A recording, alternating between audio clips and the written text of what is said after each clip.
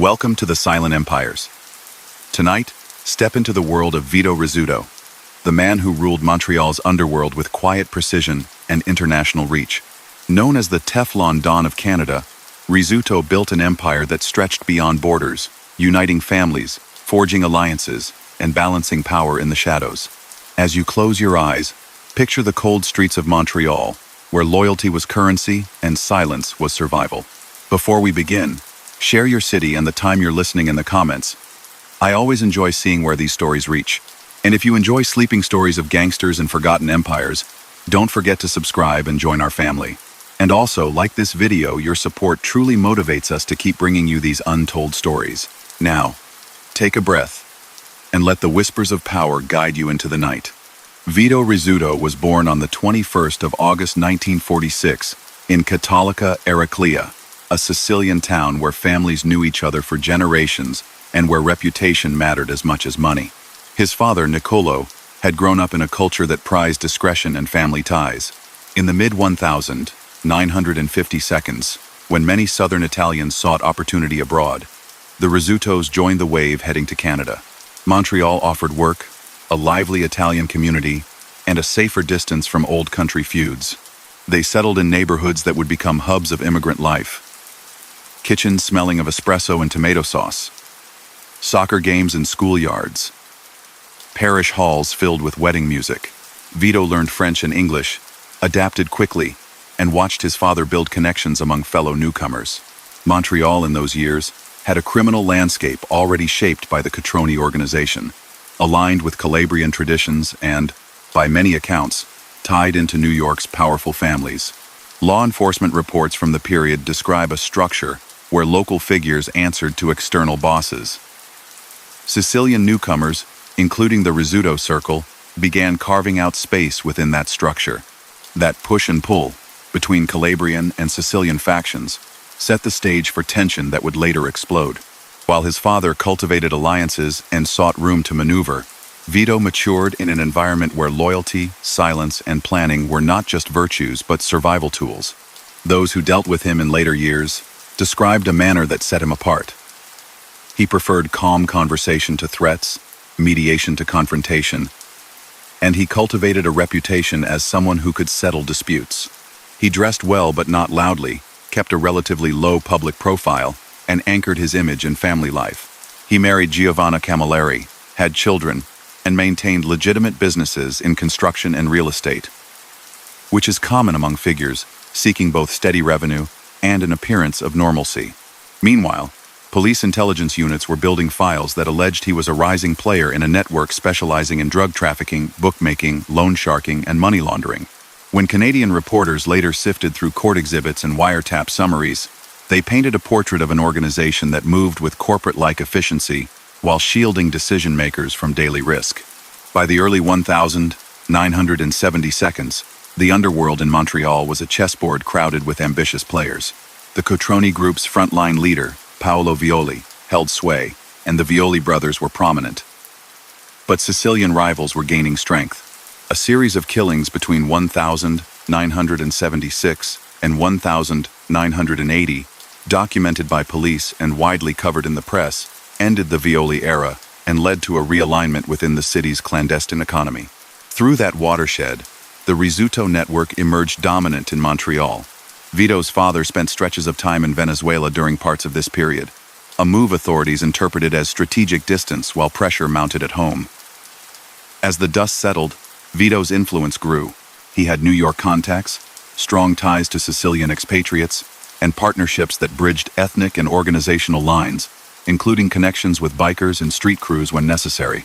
He understood that control in Montreal depended on the port, transportation corridors, and the ability to broker peace among volatile partners. South of the border, the Bonanno family was undergoing its own turmoil. The 1979 killing of Carmine Galante reshaped that organization. And in the early 1982s, New York shifted again with what later became notorious as the murders of three Bonanno captains, Alphonse Indelicato, Philip Giacone, and Dominic Trinchera, in 1981. According to U.S. prosecutors, a Montreal contingent played a role in a conspiracy tied to internal Bonanno power struggles. Years later, this episode would come back to define much of how the public remembers Vito. In 2004, he was arrested in Montreal on an American indictment, extradited to the United States in 2006, and in 2007 pleaded guilty to a racketeering charge that included acts connected to the 1,981 killings. The plea acknowledged involvement in a broader criminal enterprise. He did not contest the government's account that placed him at the scene in a leadership capacity. He received a 10-year sentence. This was the most significant conviction of his life, grounded in a case that had been decades in the making, a stark contrast to the long stretches in which he had eluded charges at home. That outcome, however, was in the future. In the 1,980 seconds and 1,990 seconds back in Montreal, he was widely regarded by police and journalists as the top figure in the city's Sicilian faction.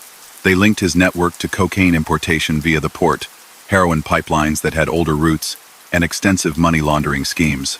He cultivated channels through legitimate businesses, construction, property holdings, hospitality. He hosted community events and appeared at family gatherings, presenting a genial public face. Associates described him as accessible, courteous, and careful with words.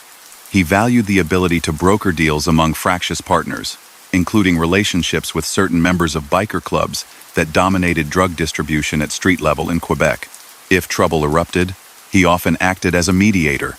Those who've studied organized crime note that this role intermediary among groups with different codes was central to his power. The less he raised his voice, the more others seemed to listen.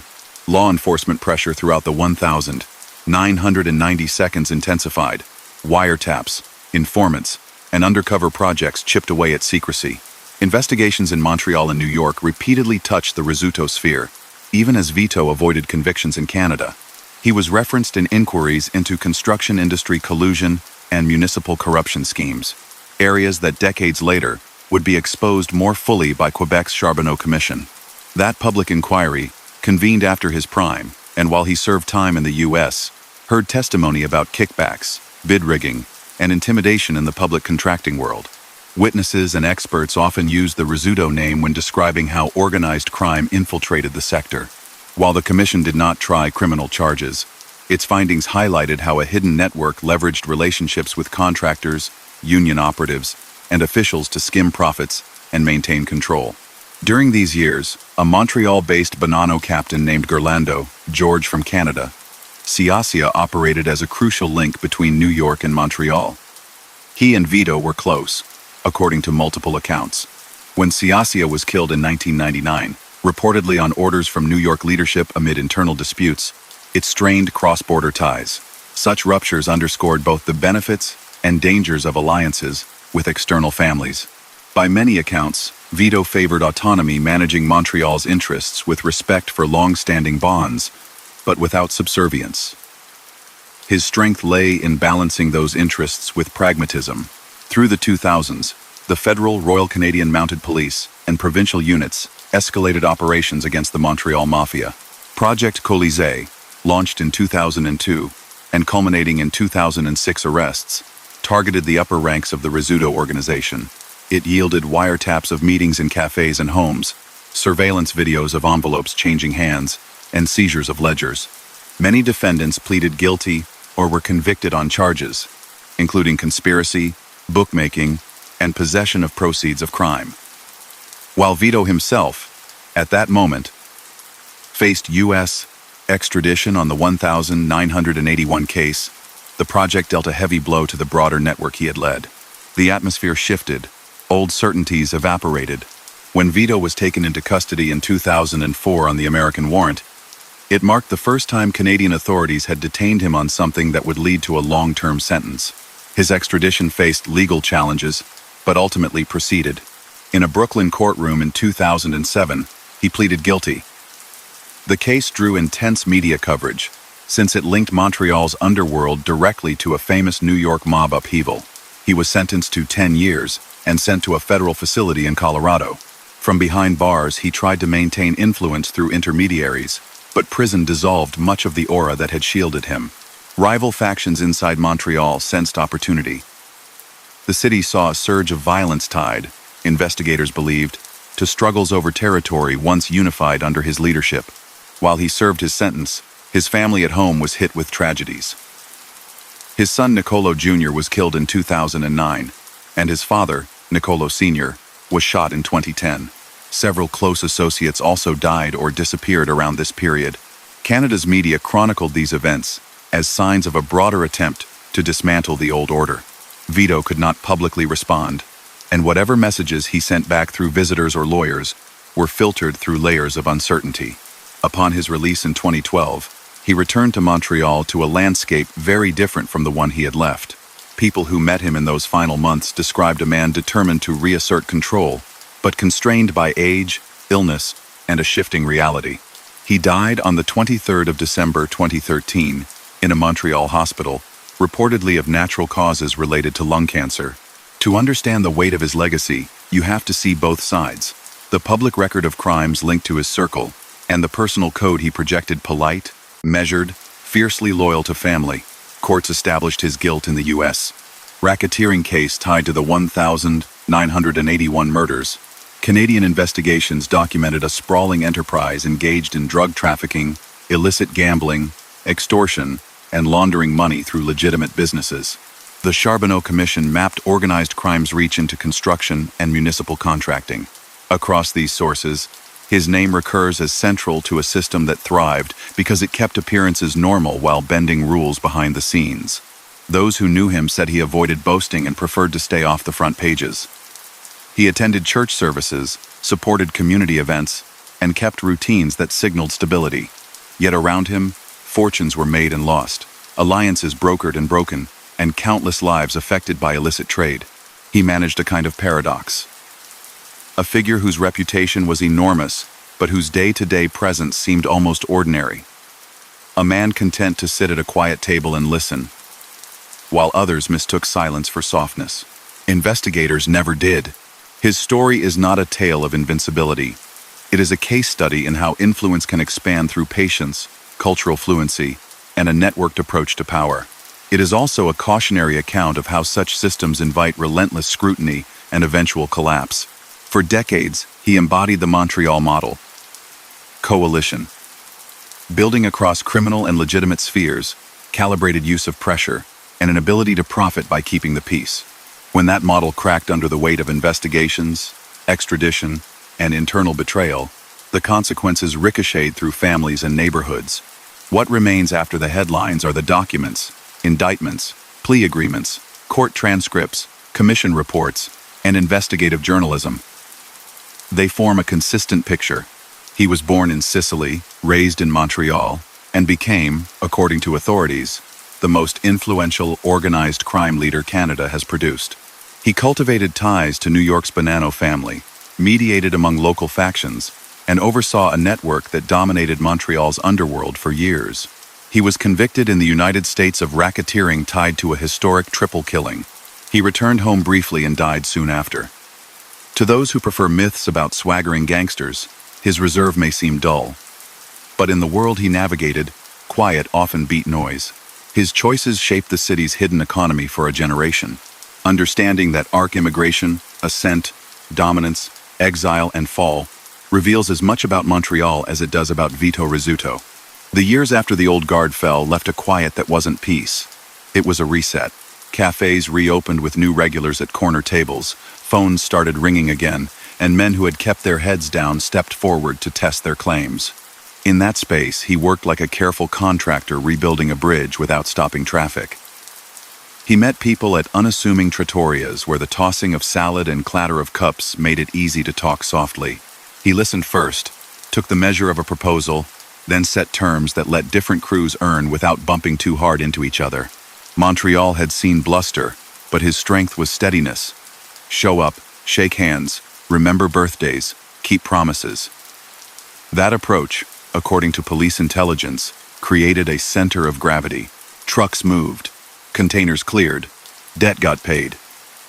When a disagreement threatened to spread, he'd offer a compromise by noon, with a small correction if the night brought new information.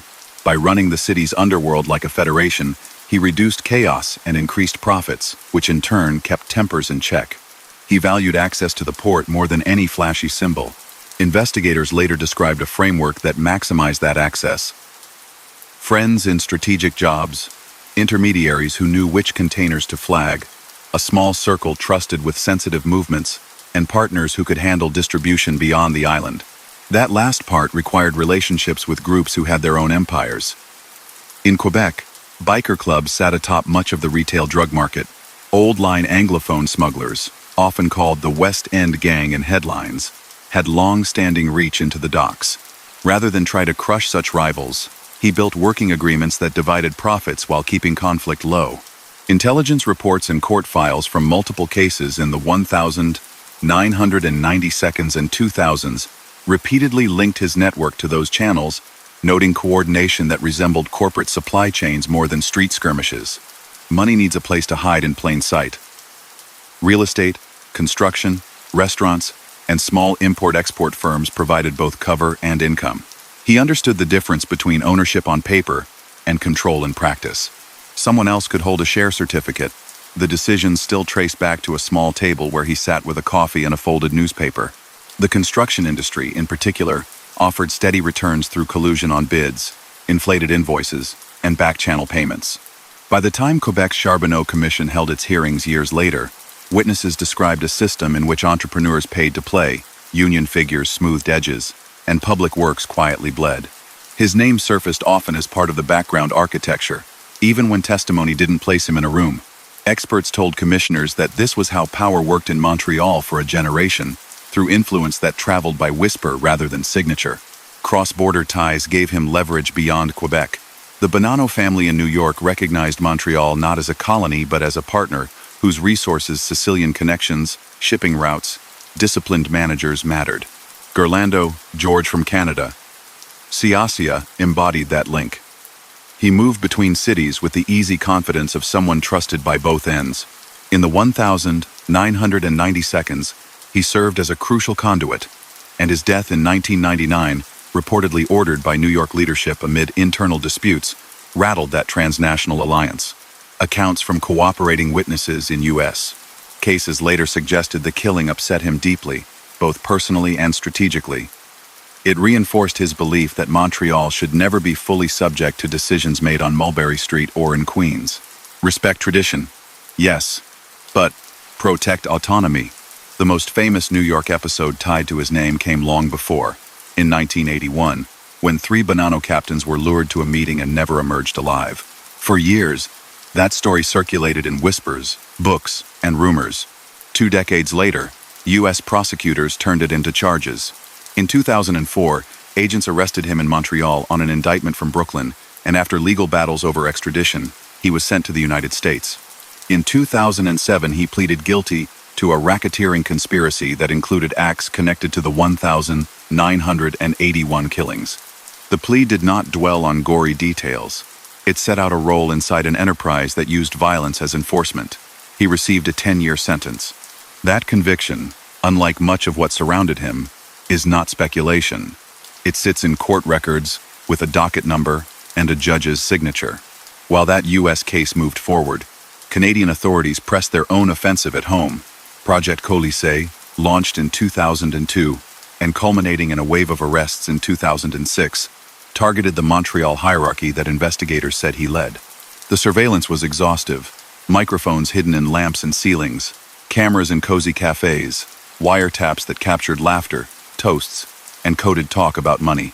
The resulting cases ensnared a wide range of figures, financiers, bookmakers, couriers, trusted lieutenants.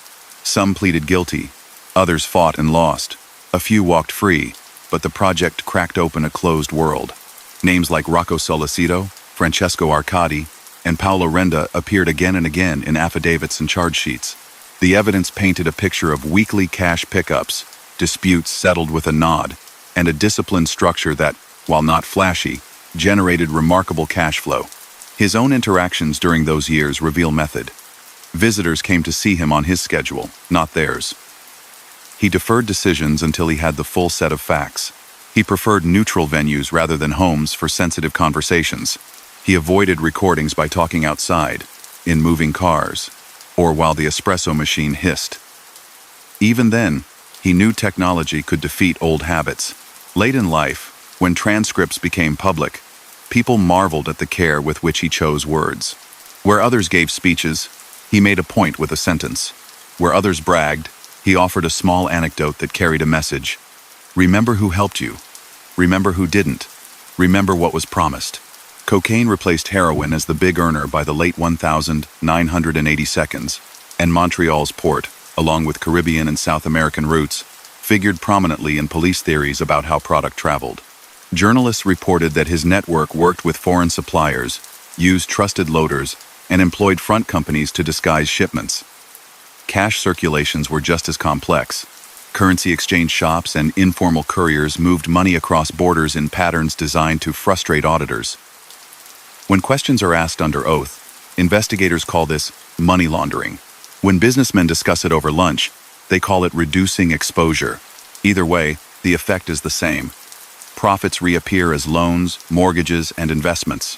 Inside Montreal, he treated the city like a map of relationships. Certain neighborhoods had long-standing crews. Certain suburbs held new money. Certain corridors tied to highways mattered more than they looked. He recruited carefully.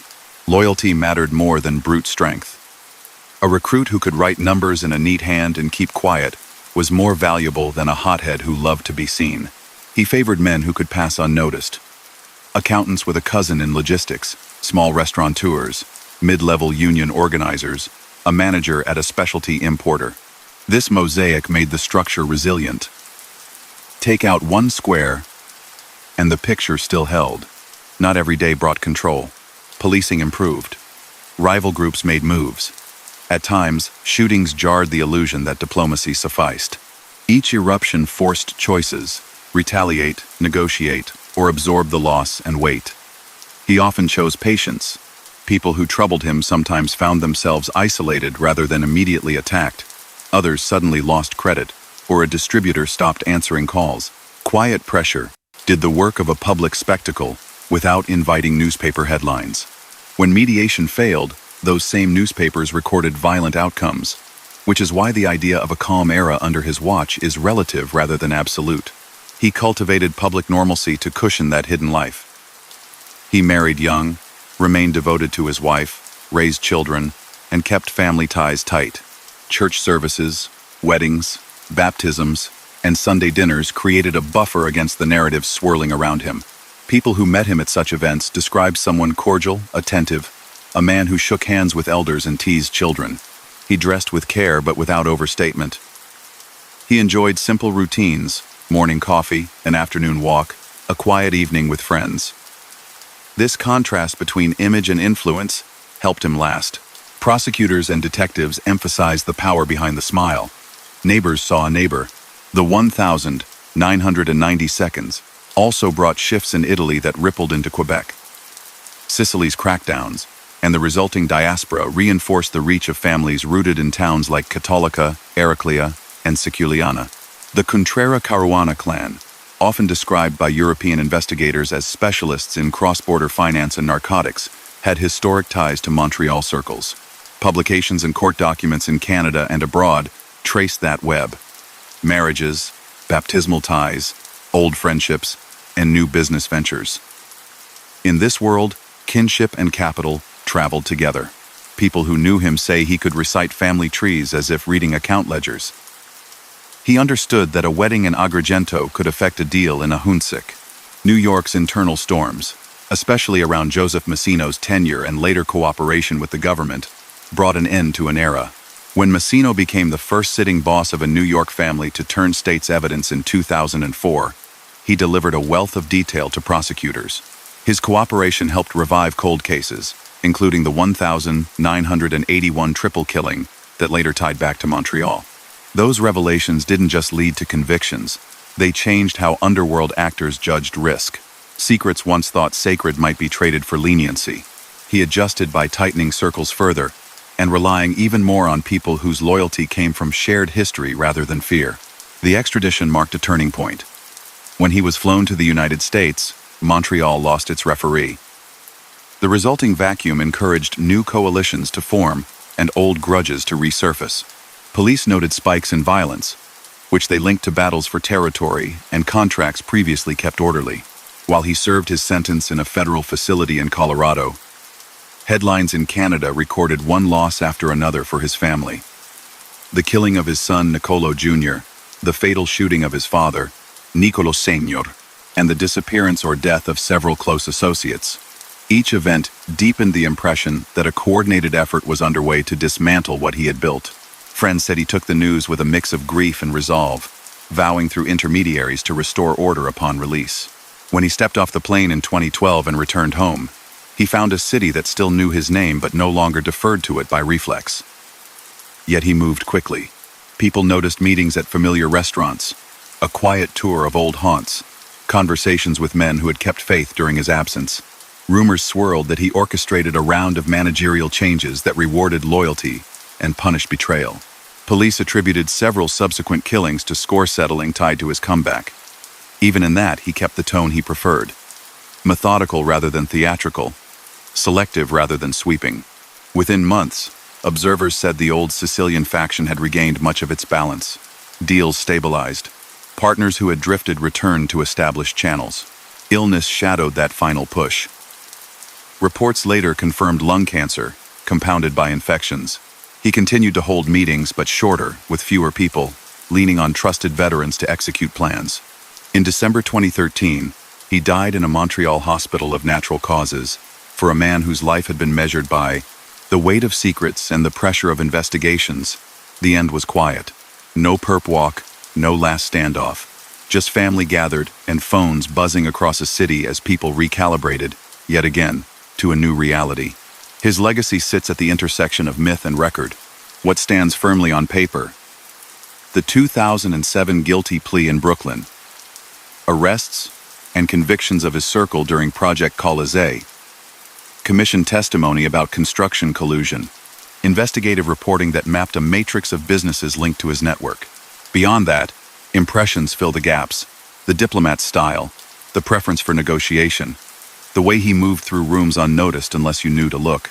Those who portray him as the country's most influential crime leader do so not because he shouted loudest, but because he built a durable coalition that spanned cultures, continents, and markets, then maintained it for decades. For communities touched by his era, the impact was complicated.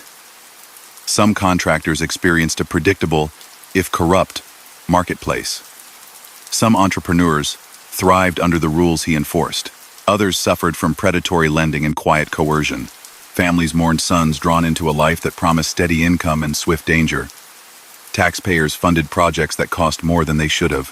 Politicians and public servants learned to speak carefully, to avoid stepping on invisible toes. Meanwhile, the wider public moved along busy sidewalks, unaware of how many small moments who won a bid, who got a loan, which shipment cleared inspection were shaped by a hidden order. Law enforcement evolved in response to him. Teams grew more sophisticated with technology, learned local languages and codes, trained analysts to spot patterns across years of financial statements and phone calls. Prosecutors became more willing to use long timelines in conspiracy cases, connecting acts across decades to show a single enterprise, the U.S. RICO framework, with its ability to wrap disparate acts into one charge, proved decisive in the case that sent him south. In Canada, an emphasis on proceeds of crime charges and anti-gang statutes, along with public inquiries, undermined the old sense of invulnerability. That, perhaps more than any specific arrest, altered the calculus for everyone in his world. If you look for a single lesson in his path, it's this. Influence in the underworld thrives on patience, relationships, and discretion. It can coexist with public respectability far longer than outsiders think. But it also invites relentless attention. Every conversation might be recorded. Every ally might become a witness. Every favor can turn into evidence. He navigated that tension better than most, until circumstances, a resurgent police campaign, a historic extradition, and internal betrayal caught up. Even then, his return showed how enduring a carefully built network can be. After his death, successors tried to inherit the model. Some sought to rule with fear and spectacle. They found the city less tolerant and the police better prepared. Others emulated his method, building coalitions and keeping tempers low. Montreal's hidden economy continued, as such economies do, adapting to new technologies and players.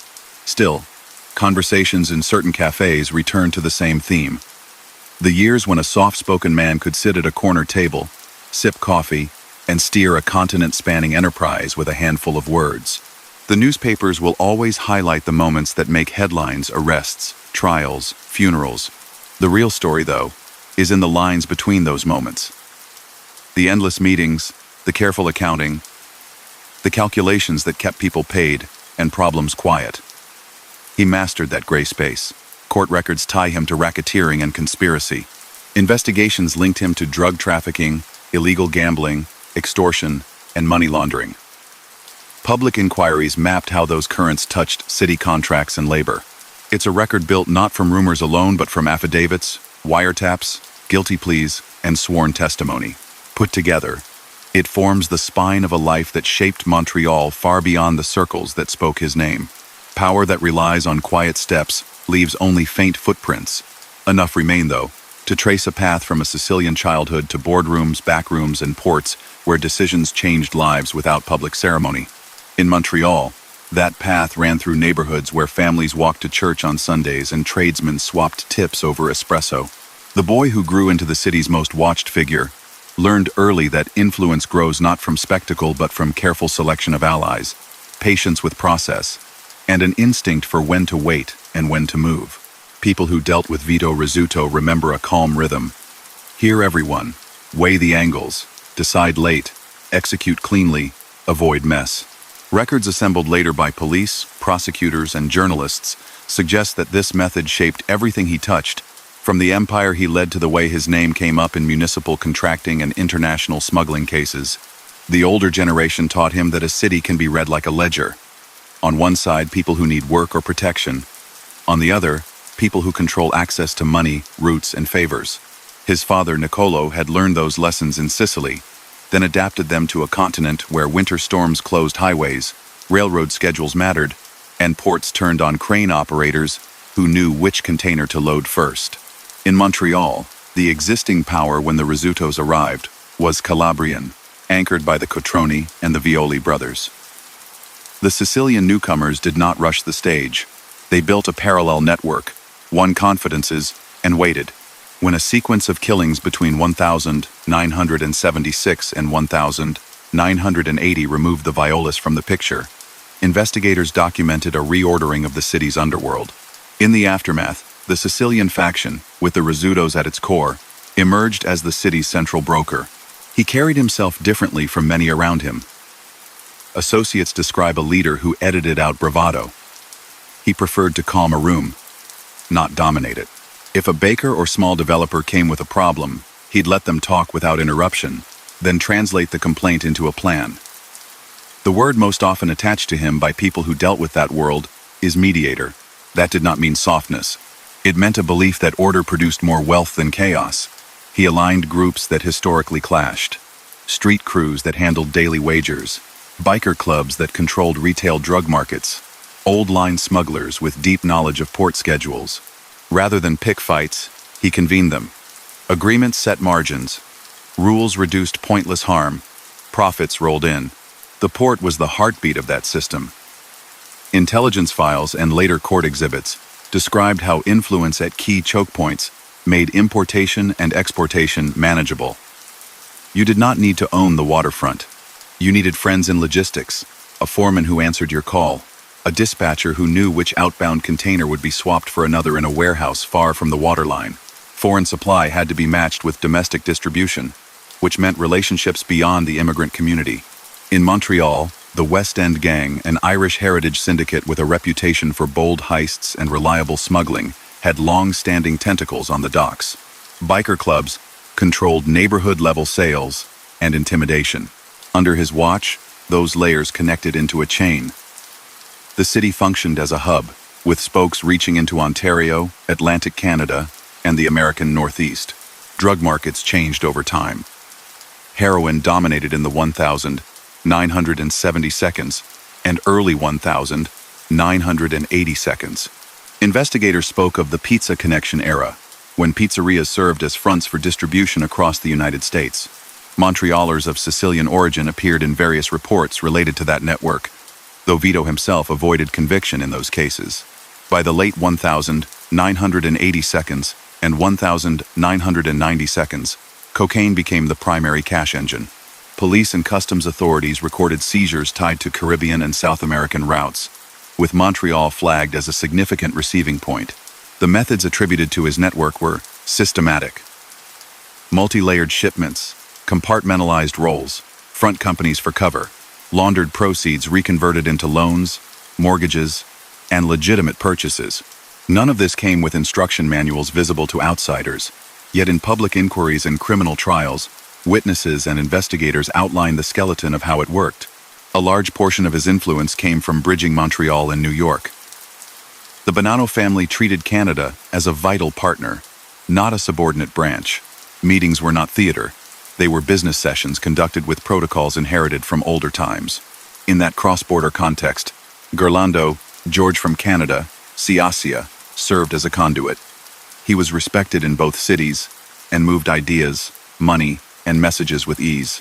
His killing in 1999, reportedly ordered by New York leadership amid internal disputes, shocked Montreal's Sicilian leadership. For Vito, it confirmed a long-standing calculation.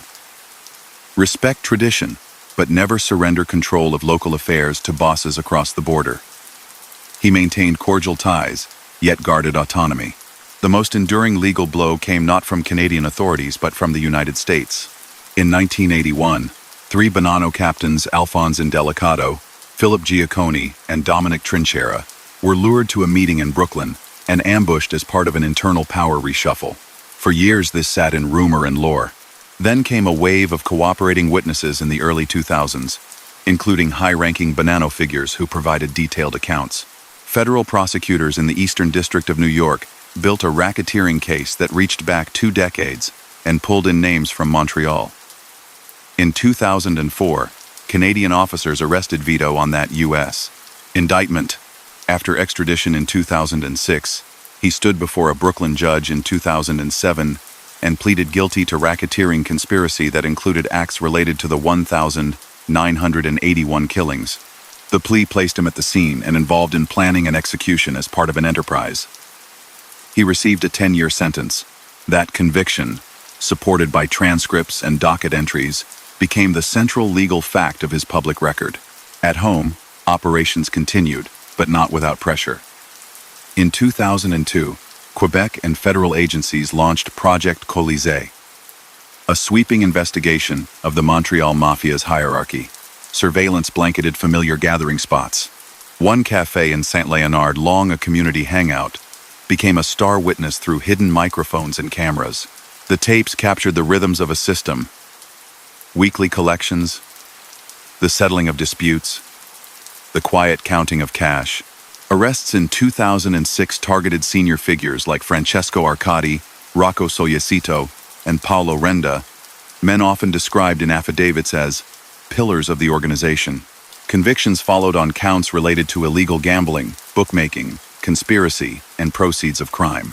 Even as Vito fought extradition and then served time abroad, this project shook his network's confidence and exposed its routines to public scrutiny. Beyond strictly criminal files, a different kind of lens focused on his era: the Charbonneau Commission, a public inquiry into corruption in the construction industry, held between 2011 and 2015.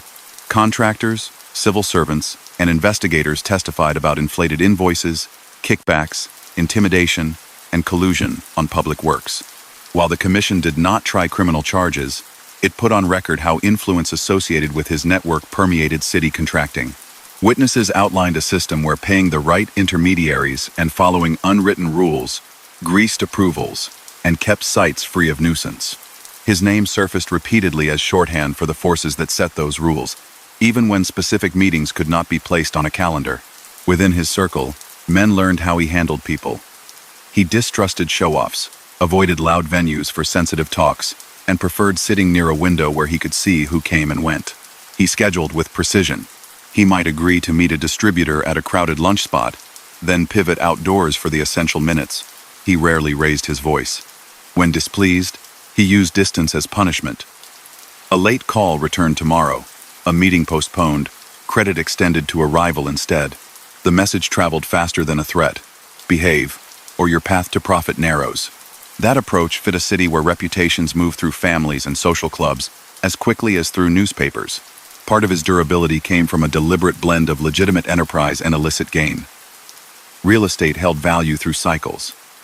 Restaurants created neutral ground and a base for light payrolls. Construction companies touched both public contracts and private renovations. Import-export firms provided paperwork for shipments that might be entirely legal or might camouflage what customs officers missed. Authorities called it laundering when money crossed from illicit to legitimate accounts. Businessmen called it investment. Either way, the result was the same: wealth that looked ordinary on bank statements and municipal registers. None of this meant immunity from risk. Montreal's balance relied on him as an arbiter. When he was taken to the U.S., that role vanished overnight. Rivalry sharpened. Several high-profile killings followed in 2009 and 2010, including the deaths of his son Nicolo Jr. and his father Nicolo Sr., as well as longtime ally Agostino Contreras. Paolo Renda, his brother-in-law and consigliere by many accounts, disappeared and was never found. Headlines chronicled the unraveling of a model built on diplomacy. Analysts traced the turmoil to a coalition that sought to push the old guard aside while its leader sat in an American prison. In the same period, New York's Bonanno family endured its own chaos as former boss Joseph Massino cooperated with authorities, adding to the flow of insider testimony that dismantled once ironclad codes. Inside the Colorado federal system, he kept to a routine. Friends say he read, exercised, and limited calls to necessities. He rarely complained. Even there, the mediator in him surfaced. He tried to manage from afar through messages carried by lawyers and family. However, the distance and surveillance made control imperfect. The city he returned to in 2012 recognized his name but not his former reach. Yet his re-entry was swift. He visited old haunts, saw who arrived, measured their posture, and began making adjustments. Some who had risen in his absence found themselves suddenly out of favor. Others who had kept faith were brought closer. Police attributed a sequence of killings in 2012 and 2013 to Score, settling tied to this comeback. As always, he prioritized method: resolve one ledger line, then another, without unnecessary show. His final year layered determination over failing health. Lung cancer and infections limited his pace. Meetings grew shorter, the guest lists tighter. He leaned on senior hands to execute decisions. That winter, days before Christmas 2013, he died of natural causes in a Montreal hospital. No sirens, no handcuffs, just a city that paused to assess the end of an era. His funeral drew headlines for its attendance and symbolism. A community paying respects to a man whose presence had once calmed its roughest edges, even as the official record affixed his name to racketeering, drug conspiracies, illegal gambling, and laundering. Looking back across decades, the arc holds: immigration, apprenticeship, ascent, dominance, extradition, return, death. In between, an enterprise that mixed crime with community and profit with patience. The picture that emerges from indictments, pleas, surveillance transcripts, and public inquiries is remarkably consistent. He was the central node connecting Montreal's Sicilian faction to transnational supply lines and to local distributors. He steered relations with biker clubs and the West End gang. He cultivated entry points in construction, real estate, and hospitality. He intervened to end disputes before they became public. When the United States pressed an old case, he took a deal. When Quebec's police rolled out a massive project, many of his closest allies were swept into court. Those who tell his story often linger on the style that made him effective. He avoided flamboyance. You could sit near him in a restaurant and not notice unless you knew to look. He remembered birthdays and children's names. He showed up for baptisms and weddings. He dressed cleanly, but never flashy. All this signaled a message: stability. In a world where sudden moves bring trouble, steadiness, to look like safety. That image helped him recruit and retain people who had options outside crime. An accountant who wanted extra income. A contractor tired of fair bids losing to inside deals. A small importer who knew customs paperwork as well as any consultant. The power lay in turning those skills toward the enterprise without breaking their public image. If you strip away romance, the movie poster aura that clings to figures like him, you find something more instructive. Organized crime in his era functioned like a shadow economy woven into the fabric of a modern city. It used the same tools as legitimate business: logistics, finance, human resources, client management. It competed for market share, managed risk, and adjusted to regulation.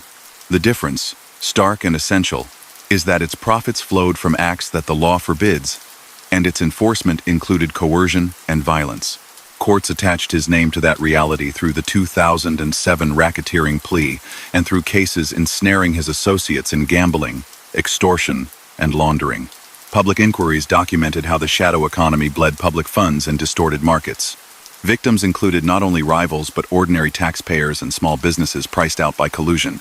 His influence extended into Italy and Venezuela through kinship and commerce. Niccolo spent stretches of time in Caracas, and investigators traced connections between Montreal-based financiers and South American partners. European and Canadian police reports referenced the Contrera Caruana network, which moved money and product across borders with remarkable sophistication. Marriages and baptisms bound these families together, giving business arrangements the stickiness of tradition. He navigated those ties with care, balancing respect for elders with an insistence on Montreal's primacy in local matters. The legal environment also mattered. Canada lacked an exact equivalent to the U.S. RICO statute for most of his career, making it harder to connect acts across years into a single conspiracy charge. Prosecutors relied on discrete cases, gambling here, extortion there, which he and his lawyers could contest without collapsing the whole structure. That changed as integrated police teams and proceeds of crime laws improved. Project Colosé and later investigations demonstrated a new willingness to take on complex, long-term files. The American case, with its ability to reach back decades, showed him the limits of even the most careful insulation. After his death, attempts to replicate his model revealed how much of it depended on him. Some successors tried fear as a shortcut, others rebuilt alliances. Police were better equipped, and community tolerance thinner. Even so, the hidden economy adapted, as such systems do. The port still moved containers, construction still required bids and schedules, and people still looked for advantage. The difference lay in the absence of a single figure whose word could settle arguments across factions. For years, he had supplied that service. Without it, Montreal witnessed more volatility, and newspapers filled with stories that once would have been resolved over a plate of pasta and a soft-spoken ultimatum. His story is not a eulogy or a condemnation. It is a matter-of-fact account, assembled from public records, sworn testimony, and credible reporting. He broke laws and profited from them. He shaped a city's underworld by substituting diplomacy for noise and by weaving illicit commerce into everyday life. He endured because he understood people, their pride, their fears, their ambitions. When the balance tipped through a historic extradition, a domestic crackdown, and an onslaught of betrayals, the system he curated fractured. He returned, briefly restored order, and then left the stage for good.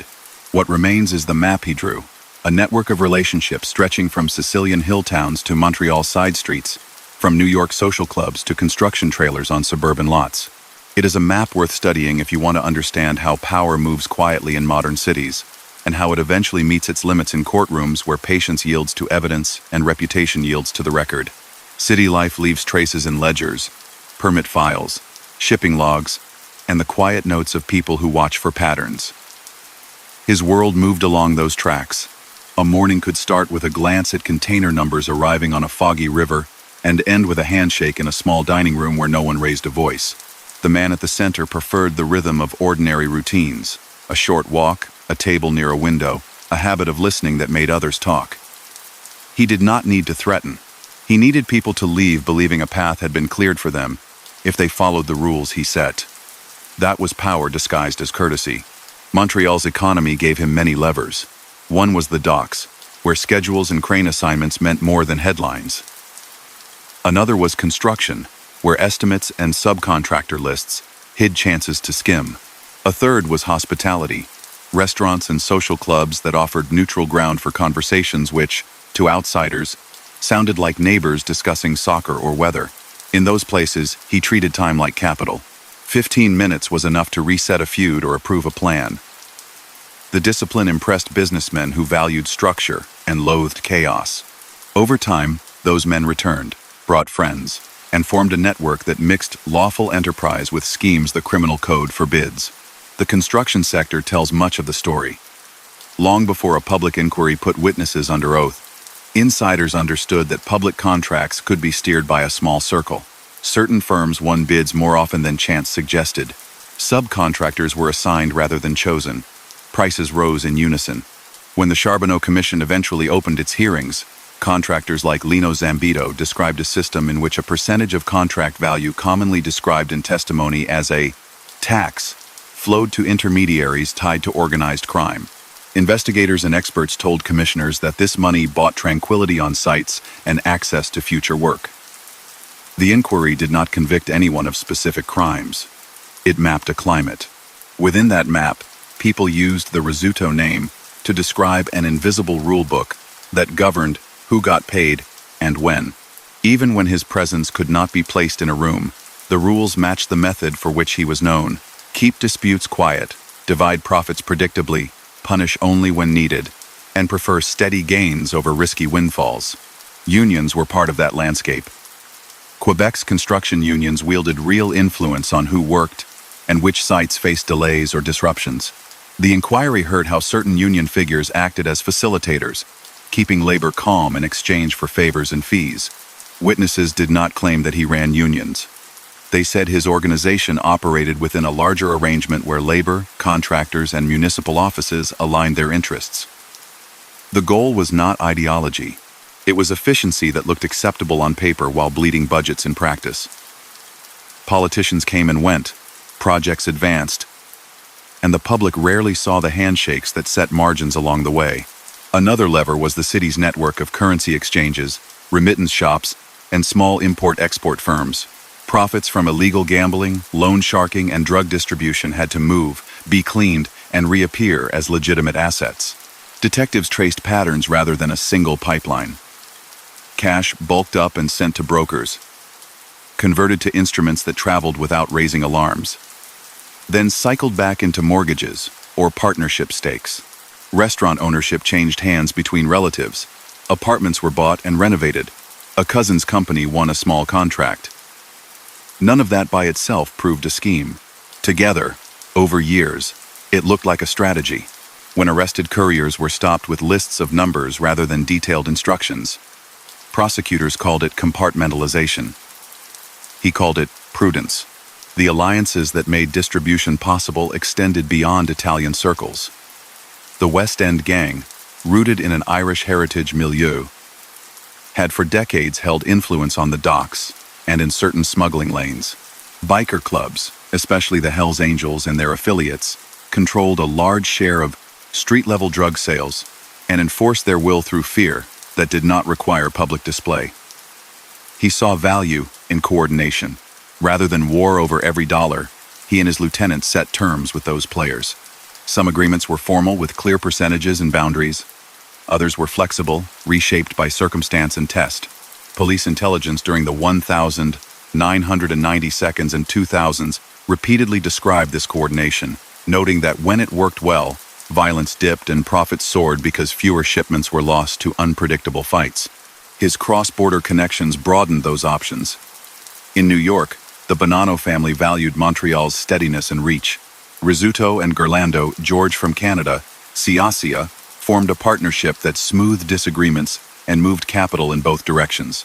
Ciacia's death in 1999 hardened his commitment to independence. Reports from cooperating witnesses later suggested that misunderstandings with New York leadership and sensitivities over who could decide discipline poisoned trust. For him, the lesson was simple. Partnerships helped. Subordination risked catastrophe. He chose to act as an equal, even when that position strained old loyalties. The long arc of the 1981 triple killing in Brooklyn remained a shadow over everything. In 2004, the past arrived with a knock at his door. The U.S. indictment had been built through years of witness cooperation and archival work. The case alleged that as part of a Bonanno power struggle, 3 rebel captains were summoned and ambushed. In 2007, standing in a Brooklyn courtroom, he pleaded guilty to racketeering conspiracy that included acts related to those murders. Court records summarize his role. They do not dwell on lurid detail. The sentence 10 years was the heaviest penalty he would face. For the first time, an unbroken stretch behind bars removed him from the chessboard he had managed for decades. While he served time in the United States, Canada reoriented. Project Colisée had already shaken his circle. Subsequent investigations kept pressure on successors and rivals alike. Newspapers chronicled strikes at one faction, then another. The city's criminal economy did not vanish, it fractured. In that period, a separate drama unfolded involving former Bonanno acting boss Salvatore Montagna, who had returned from exile and tried to assert influence in Montreal. A countervailing coalition formed around Reynald Desjardins, for years a close partner of the Sicilian faction. Their alliance broke down. Montagna was killed in 2011. Desjardins later pleaded guilty to conspiracy to murder him and received a lengthy sentence. That case, built on wiretaps and surveillance, made plain how unstable the scene had become without the old arbiter. Men who once settled disputes across a table were now ensnared in plots that drew immediate, decisive police attention. The human cost to his own family during those years was stark. In 2009, his eldest son, Niccolo Jr., was shot. In 2010, his father, Niccolo Sr., was fatally shot in his Montreal home. His brother-in-law and consigliere by many accounts, Paolo Renda, vanished and was never found. Longtime associate Agostino Contrera was also killed. These acts were presented in the press as a campaign to erase the old order. He could only watch from a distant cell as people closest to him were lost. Associates said he internalized the blow in silence and promised, through lawyers and visitors, that he would restore calm when he returned. He did return in 2012, thinner, older, with a look people read as both grief and focus. He moved through familiar places with a deliberate pace, sat with men who had kept faith, and convened meetings to realign loyalties. Observers connected a series of killings in 2012 and 2013 to score settling that favored his resurgence. Police described it as retaliation and consolidation. Whatever the precise chain of responsibility, a recognizable order reappeared. Fewer public disputes, clearer lines of authority, calmer streets. Even so, time was not on his side. Illness soon cut meetings short, and by December 2013 he was gone, dead of natural causes, closing a chapter that had started in a Sicilian town a lifetime earlier. To understand how he built resilience into his organization, you have to look beyond spectacle and into structure. He rarely made himself a necessary daily cog. If a courier was arrested, the route changed. If a front company drew attention, another was ready. Second and third layers buffered him from operational risk. Decision-making ran through a small council whose members could read a balance sheet and a room with equal fluency. They checked egos, avoided social media attention, and taught their juniors the art of staying ordinary in public. That culture, more than any single alliance, kept the machine humming. Illegal gambling formed a steady revenue stream that drew less heat than narcotics. Montrealers have long bet on sports and cards. He and his partners leveraged that demand through phone-in books, backroom card games, and later encrypted online platforms. Debts were enforced, but not always through spectacle. Payment plans, renegotiations, and the withdrawal of credit often did the job. When intimidation became necessary, it was typically calibrated, according to court files and police summaries, to restore payment rather than send messages. Loan sharking occupied a similar niche. Small business owners who needed fast cash found it. Interest rates were steep. Missed payments triggered escalating pressure. For authorities, these practices constituted extortion. For customers, they were a trade-off in a world where bank managers said no. Drug trafficking, on the other hand, demanded a different skill set. Supply required international contacts. Distribution needed domestic partners. Risk management called for compartmentalization. The Sicilian diaspora, including families like the Contrera Caruana clan, offered links into Europe and South America. Journalists and European police agencies have long documented their prowess in moving both money and product. Montreal, with its bilingual workforce and global logistics, was a natural hub. Loads avoided obvious routes and often piggybacked on legitimate shipments. A small team within his circle handled only one piece of the chain to protect the rest if compromised. Cash returns were split according to clear formulas that rewarded reliability and punished deviations. When seizures occurred, the response was analytical, rather than emotional. What failed? Who was exposed? How do we adjust? He invested in legitimacy not just as cover, but as stability. Construction companies, while occasionally named in investigations, also built actual structures. Restaurants employed staff and served actual meals. Real estate appreciated over years, providing safe harbor when heat rose. He encouraged associates to file taxes, register companies properly, and keep 2 sets of books that matched closely enough to pass routine checks. Lawyers handled corporate filings. Accountants prepared returns that looked ordinary. The idea was not to flaunt wealth, but to blend. A Mercedes in the driveway was acceptable. A Ferrari announced the wrong message. He also understood Montreal's cultural texture. He spoke enough French and English to converse across communities, and enough Sicilian to reassure elders. He showed up at community functions, shipped food to local events, and underwrote small charities without fanfare. This did not erase the harm done by the enterprise he led. It did build layers of goodwill that made people hesitate before cooperating with police. When raids occurred, neighbors expressed surprise. That ambivalence, liking the neighbor while disliking the headlines, protected him for years. Law enforcement's evolution closed many of the gaps he once exploited. Hidden microphones shrank in size and improved in quality. Analytical software connected calls, bank transfers, and travel records across agencies and borders. Witness protection programs strengthened, making it safer for insiders to testify. Collaboration between the RCMP, Quebec Provincial Police, municipal units, and U.S. federal agencies deepened. RICO-style thinking informed Canadian projects even without the exact statute. Investigations grew patient, not expecting quick wins but assembling multi-year narratives that juries and judges could follow. Project Colisée was an early signal. Later operations built on that model and targeted successor groups with similar persistence. Public tolerance also waned. The Charbonneau Commission televised the costs of collusion, turning obscure processes into dinner-table topics. Citizens saw how inflated contracts drained city budgets and delayed infrastructure. Mayors resigned, officials faced charges, and a new generation of administrators promised transparency. In that climate, the quiet tax that kept sites calm drew more heat. Companies recalibrated. Union leaders watched their words. Reporters specialized in following money rather than crime scenes. The space for his style of governance narrowed. His father's life traced a parallel lesson about risk and distance. Nicolo spent stretches in Venezuela during the 1,970 seconds and early 1,980 seconds. Press accounts and court records from that era link him to drug charges there, culminating in prison time. For the family, Caracas offered both refuge and exposure. A way to operate far from Montreal's investigators, and a reminder that any jurisdiction could assert its power. The diaspora connections that strengthened the clan also multiplied the number of police forces watching. He learned to live with scrutiny. He varied routines.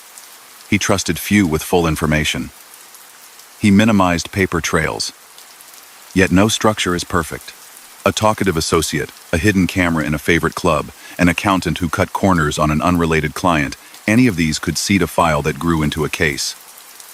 Over decades, he avoided many traps. The one that carried him to the U.S. Court reached back through time, wrote on new witnesses, and applied a statute designed to treat an organization's acts as a single story. That story, presented to a judge, ended in a guilty plea that made the most private man in Montreal's underworld a public defendant. His influence outlived him because he had taught many to operate in his image. After his death, some tried to centralize authority, others pushed for looser federations. The city's criminal economy drifted between flare-ups and calm, as if testing how much coordination could be achieved without a universally respected referee. Police continued to land blows, sometimes against Hell's Angels, sometimes against residual Sicilian crews, sometimes against street gangs that had grown more entrepreneurial. Port security improved.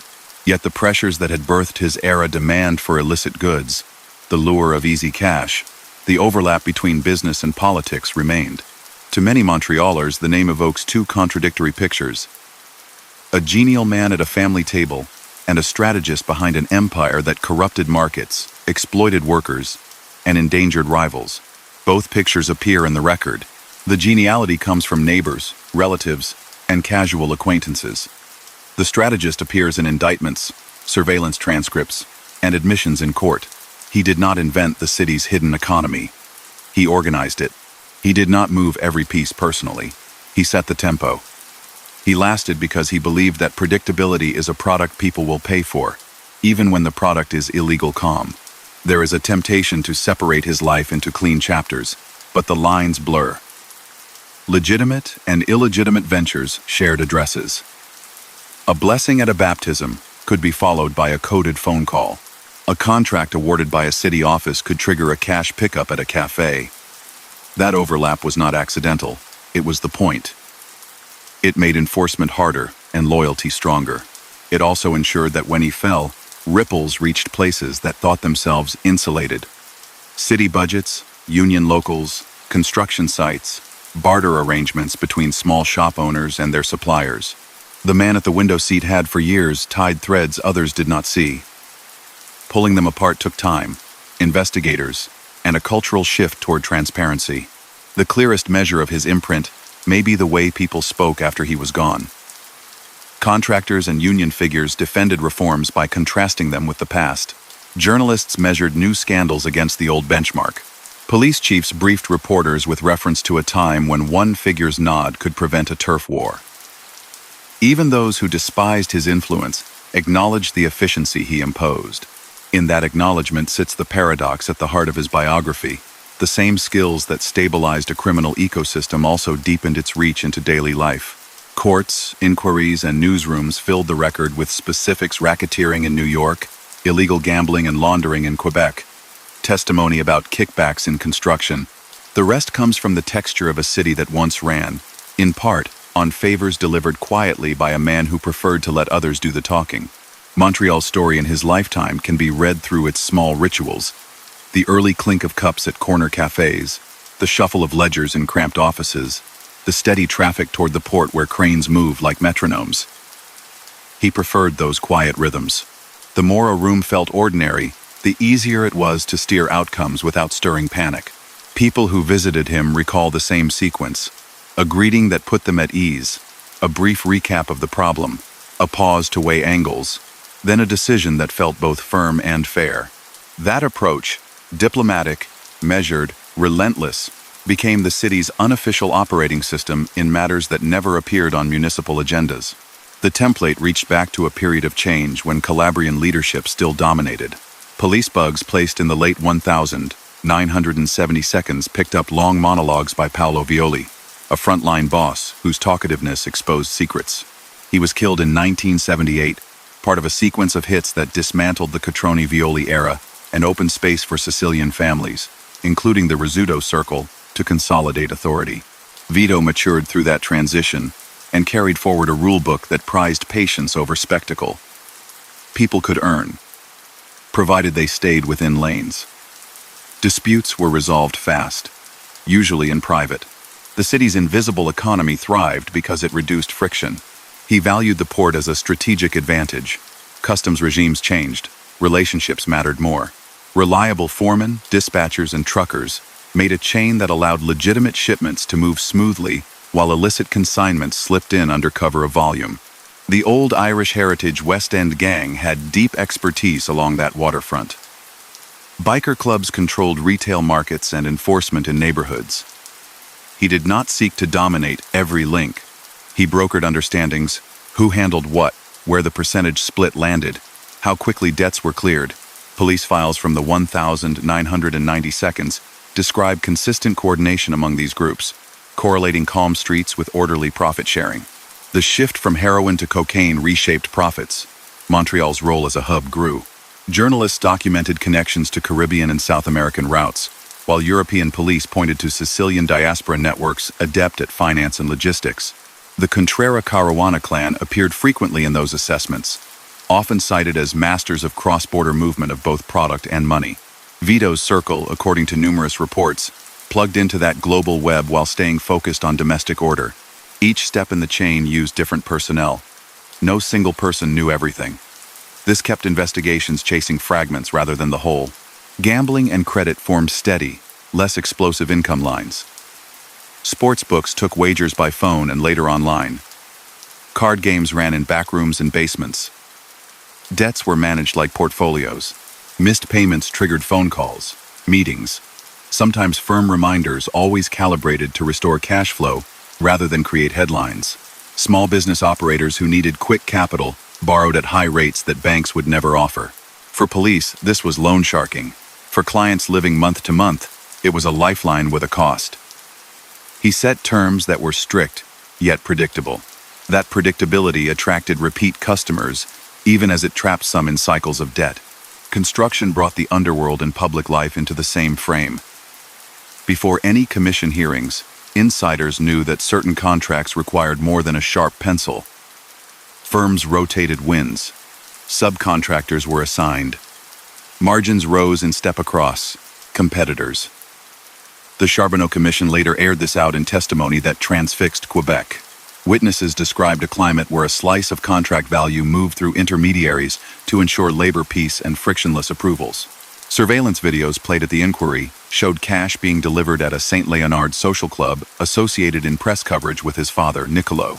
A well-known entrepreneur, Niccolo Miliotto, appeared in those clips, counting and passing money. The commission did not lay criminal charges. It mapped influence.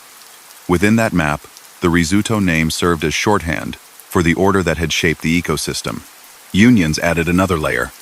Leaders enforced discipline on sites and could make problems appear or vanish. Testimony and documents described how certain union figures coordinated with contractors and intermediaries to keep projects on track in exchange for considerations. Vito did not need to run unions. He needed to ensure that the people who could cause trouble chose not to. This kept projects moving and made municipal life look normal, even as budgets swelled. The New York axis demanded diplomacy. The Bonanno family's ties to Montreal stretched back decades. Vito and Gerlando, George from Canada, Siasia maintained that bridge through steady contact. Their partnership looked like a merger of equals, with Montreal supplying stability and international reach, while New York offered prestige and connections in the American market. Siasia's killing in 1999, attributed in numerous accounts to orders from boss Joseph Massino, tore at that fabric. Years later, when Massino cooperated with U.S. authorities, he provided detailed explanations of internal Bonanno decisions. To Vito, the loss of Siasia was both personal and strategic confirmation that Montreal had to guard its independence from external edicts. The case that most deeply marked his record was an American one. In 1981, 3 Bonanno captains, Alphonse Indelicato, Philip Giacone, and Dominic Trinchera, were summoned to a meeting in Brooklyn and killed, a turning point in that family's power struggle. For 2 decades, the story lived in rumor. Then a wave of cooperating witnesses in the 2000s gave prosecutors enough to construct a racketeering case spanning years and borders. In 2004, he was arrested in Montreal on that indictment. After extradition, he pleaded guilty in 2007 to a RICO conspiracy that included acts tied to those murders and was sentenced to 10 years. The plea formalized in a courtroom what had long been whispered and printed in books. He had played a role in a violent episode central to New York mob history. At home, the most sweeping Canadian action came through Project Colisée. Launched in 2002 and culminating in raids in 2006, it targeted the Montreal hierarchy. Wiretaps recorded coded talk. Cameras captured cash deliveries and small ceremonies of allegiance. Ledgers substantiated weekly collections. Senior figures close to Vito Francesco Arcadi, Rocco Sogliacito, Paolo Renda, among others, were charged. Some pleaded guilty, others went to trial. His father, Niccolo, was among those arrested. Judges used gangsterism, provisions in Canadian law, relatively new at the time, to frame the organization as a criminal enterprise. The project did not end the network, but it disrupted routine and put faces to roles that had previously been rumored. The absence of the arbiter in 2004 changed the city's temperature. A fragile balance held for a time under interim managers Arcady acted as a stand-in until arrests. Then the wheels loosened. Between 2009 and 2011, a string of killings and disappearances hit those closest to him. His eldest son, Niccolo Jr., was shot dead. His father, Niccolo Sr., was killed at home. Paolo Renda vanished. Longtime ally Agostino Contrera was gunned down. Press coverage framed these as coordinated strikes by adversaries sensing weakness.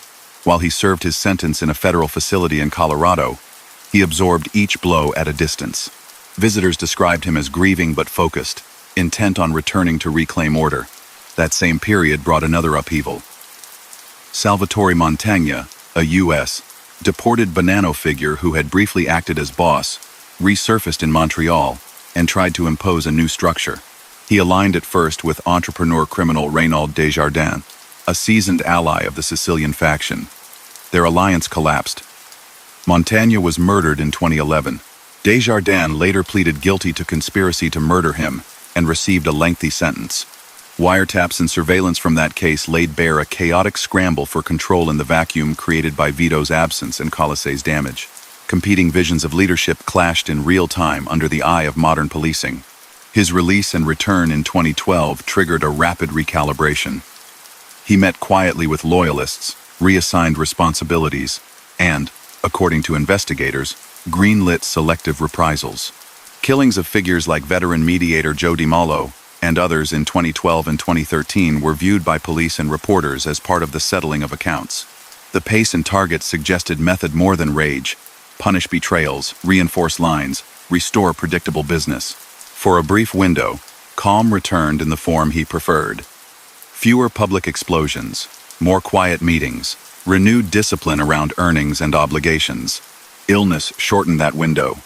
Lung cancer weakened him. Meetings grew shorter, lists of attendees tighter. Even so, he continued to shape outcomes through trusted lieutenants. In December 2013, he died in a Montreal hospital of natural causes. His funeral at a landmark church in Little Italy drew a crowd that spanned generations and occupations: family, old friends, business figures, curious onlookers, and plainclothes officers. The service underscored the duality that defined his life. Community pillar on the surface, architect of a criminal coalition beneath. His public image remained carefully curated. He posed for no flamboyant photos, sought no flamboyant toys, avoided headline-grabbing antics. He dressed well but not ostentatiously, favored classic suits, and kept a routine. Morning coffee, a drive through familiar streets, an afternoon meeting, a family dinner. Neighbors remembered kindness and patience. Those details coexist with a legal and investigative record that ties him to racketeering, drug trafficking, illegal gambling, extortion, and money laundering, with spillover into municipal contracting through influence that kept work sites quiet while budgets swelled. He learned from his father's South American interlude that distance can be both refuge and risk. Niccolo's imprisonment in Venezuela in the early 1980 seconds on drug charges proved that operations abroad created exposure abroad. That experience sharpened Vito's instinct for redundancy and caution. He spread risk across jurisdictions, avoided putting operational detail in the hands of any single person, and built enough goodwill in the community to complicate police efforts to recruit informants. None of it guaranteed safety. It bought time. The broader ecosystem evolved around him. Street gangs grew more entrepreneurial, forging their own import channels and retail strategies. Biker clubs professionalized further. New technologies reshaped communication and finance. Police adapted too, building integrated teams, sharing databases, and using software to correlate phone records, financial transactions, and travel. Public pressure for transparency, amplified by the Charbonneau Commission's televised hearings, pushed politicians to embrace reforms that closed some of the loopholes that had made collusion easy. Bidders faced new scrutiny. Union leaders recalibrated. The gray zone where favors once felt routine shrank. Culture mirrored and magnified his story. Books by investigative journalists sifted court documents and wiretap transcripts to assemble narratives that dispensed with myth. A popular television drama drew inspiration from his life, mixing fact with fiction. His name became a stand-in for an era, invoked in debates about crime, policing, and urban governance. For families who lost loved ones to the violence that sometimes erupted around his world, those dramas could feel glib. For policymakers, they offered a chance to explain how reforms might prevent a recurrence of such concentrated influence. Outside Montreal, his reach touched Toronto, Ottawa, and smaller Quebec cities. Calabrian Ndrangheta groups, especially the Siderno-based clans around Toronto, operated with their own autonomy, yet intersected with Montreal networks when interests aligned. Ontario investigations, Project Orecchio, Project Sindicato, and others, years after his death, painted a picture of parallel structures that sometimes cooperated on wholesale transactions.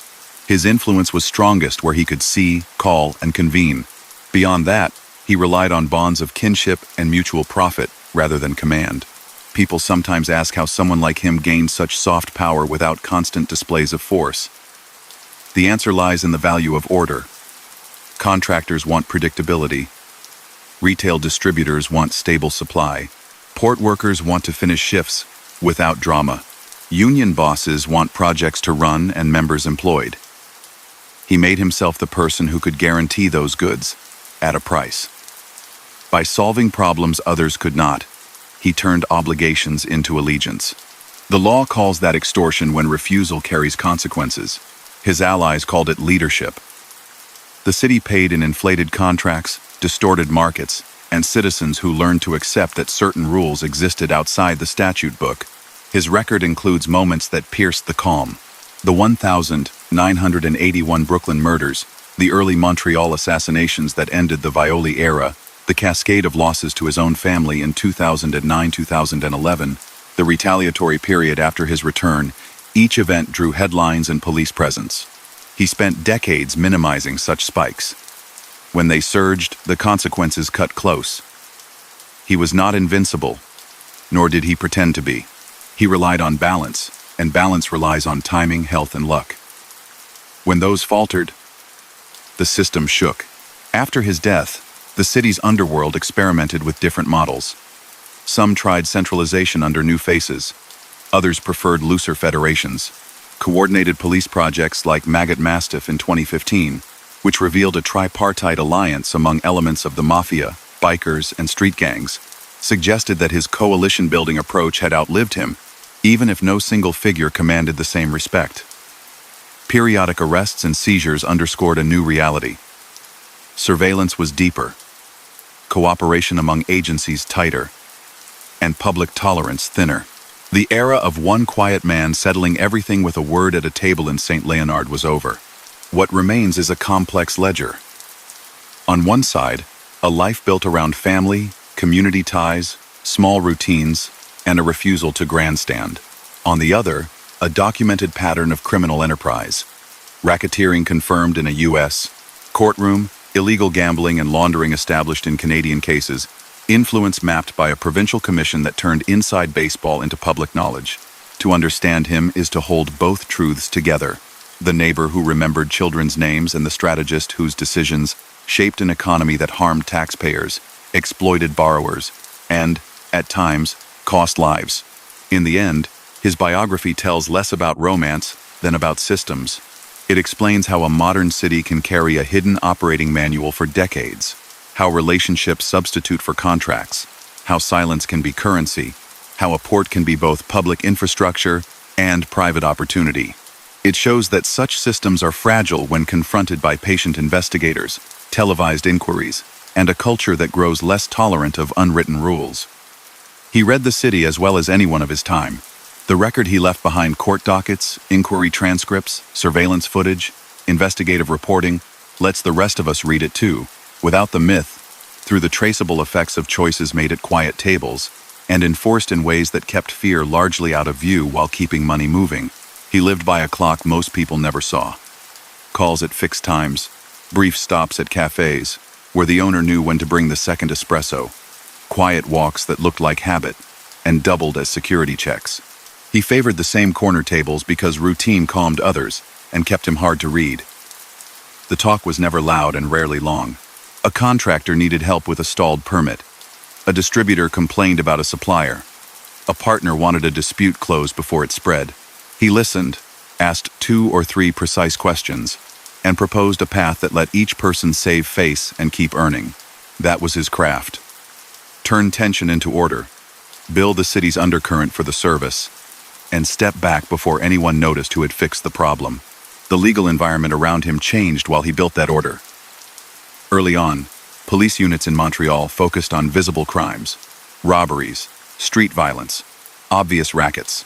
As the years passed, joint task forces emerged that treated the city's hidden economy as a single organism rather than scattered incidents.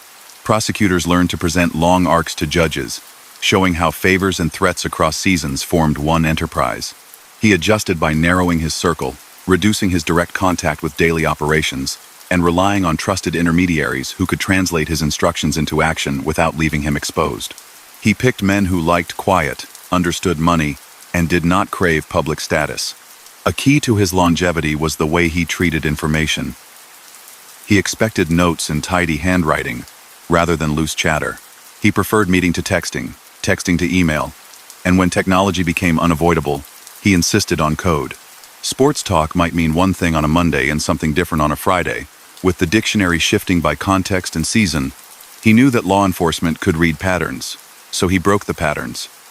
Never the same route home, never the same time for a sensitive call, never the same person handling the same job for too long. He avoided personal phones for delicate matters. If a meeting had to happen, it happened in places with noise that masked recording devices, espresso machines, busy kitchens, crowded terraces. Investigators eventually caught tone and cadence anyway, but the habits bought time.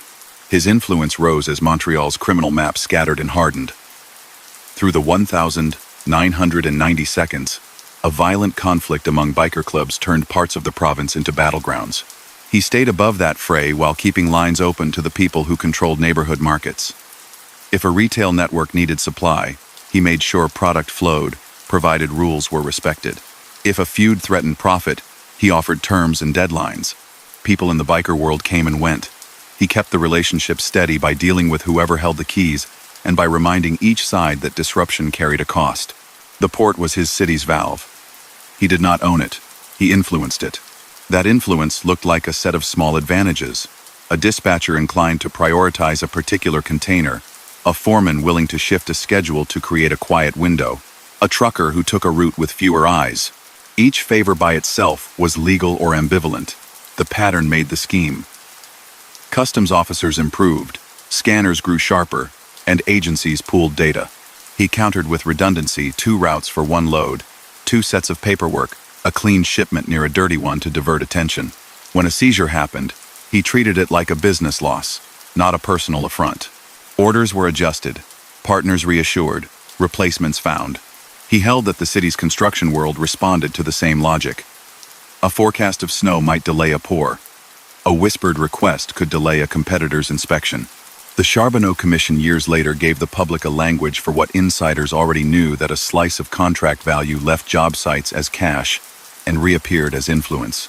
Witnesses described envelopes and meeting places. Surveillance showed couriers counting money. His name came up not as the guy with a stamp, but as the reference point whose rules everyone recognized.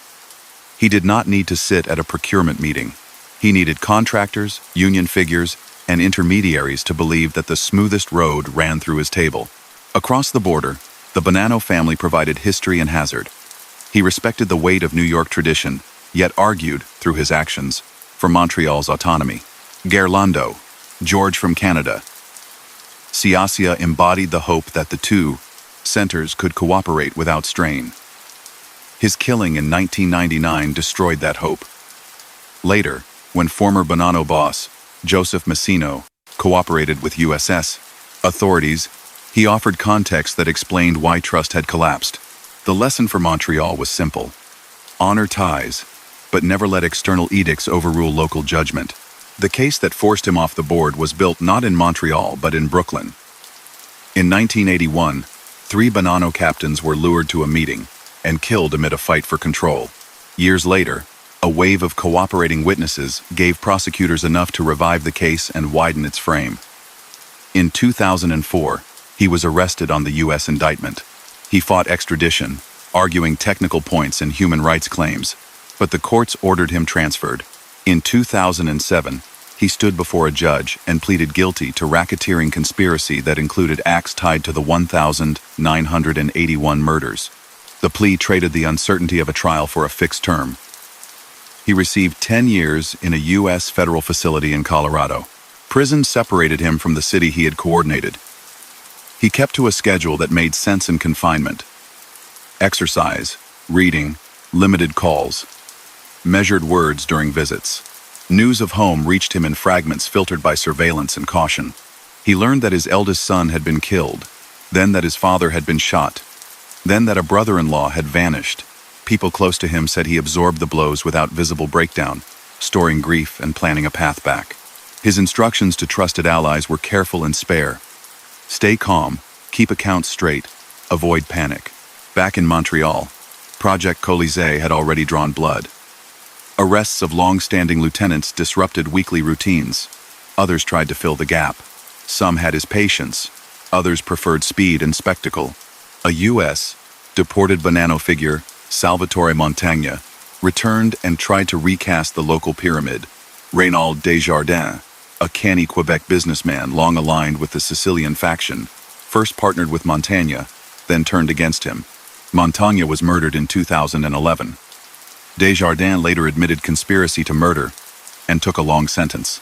Wiretaps presented in court made it clear that without a respected mediator, ambition outpaced judgment and police had an easier time collecting proof. His return in 2012 felt to observers like the restoration of a familiar rhythm.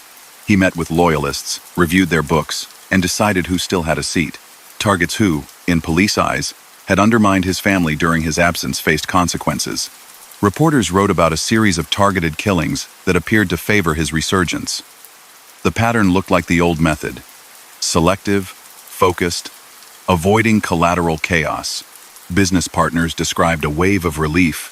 The city's undercurrent worked better when someone reliable set the tempo and enforced it with a nod rather than a megaphone. Age and illness limited how far that comeback could go. Lung cancer and infections shortened meetings and strained travel. Still, he pushed pieces into place with help from senior hands who had learned his style. He emphasized the rules: keep disputes small, pay on time, coordinate with partners who run neighborhoods, avoid headlines. In December 2013, he died in a Montreal hospital of natural causes. The man who had outlasted rivals and investigations left without drama. The city, long accustomed to his invisible hand, had to find a new equilibrium. The picture behind that arc is unglamorous and precise. Illegal gambling worked because it was run like a business, a ledger of bets, a risk model, a collection schedule. Except for occasional enforcement, it could pass for a private investment club. Loan sharking was the same.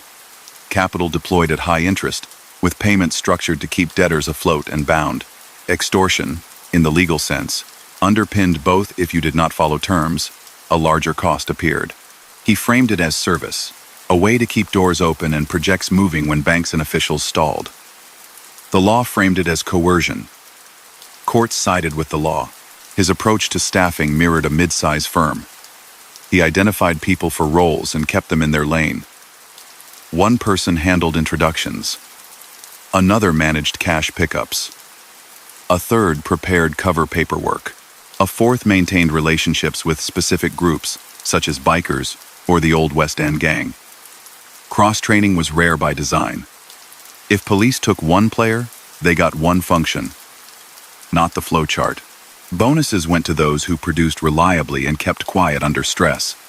Demotions were social, not formal. Fewer calls returned, fewer invitations to meetings, smaller takes. The shaming worked in a culture where status came from proximity and trust. Media shaped his public shadow. Investigative reporters at French and English-language outlets spent years piecing together stories from court files, leaks, and interviews. Books assembled the longer tale. A television drama, billed as fiction, inspired by real events, introduced his name to people who had never read a police brief. The show amplified the myth and complicated the reality. He was not a flamboyant anti-hero.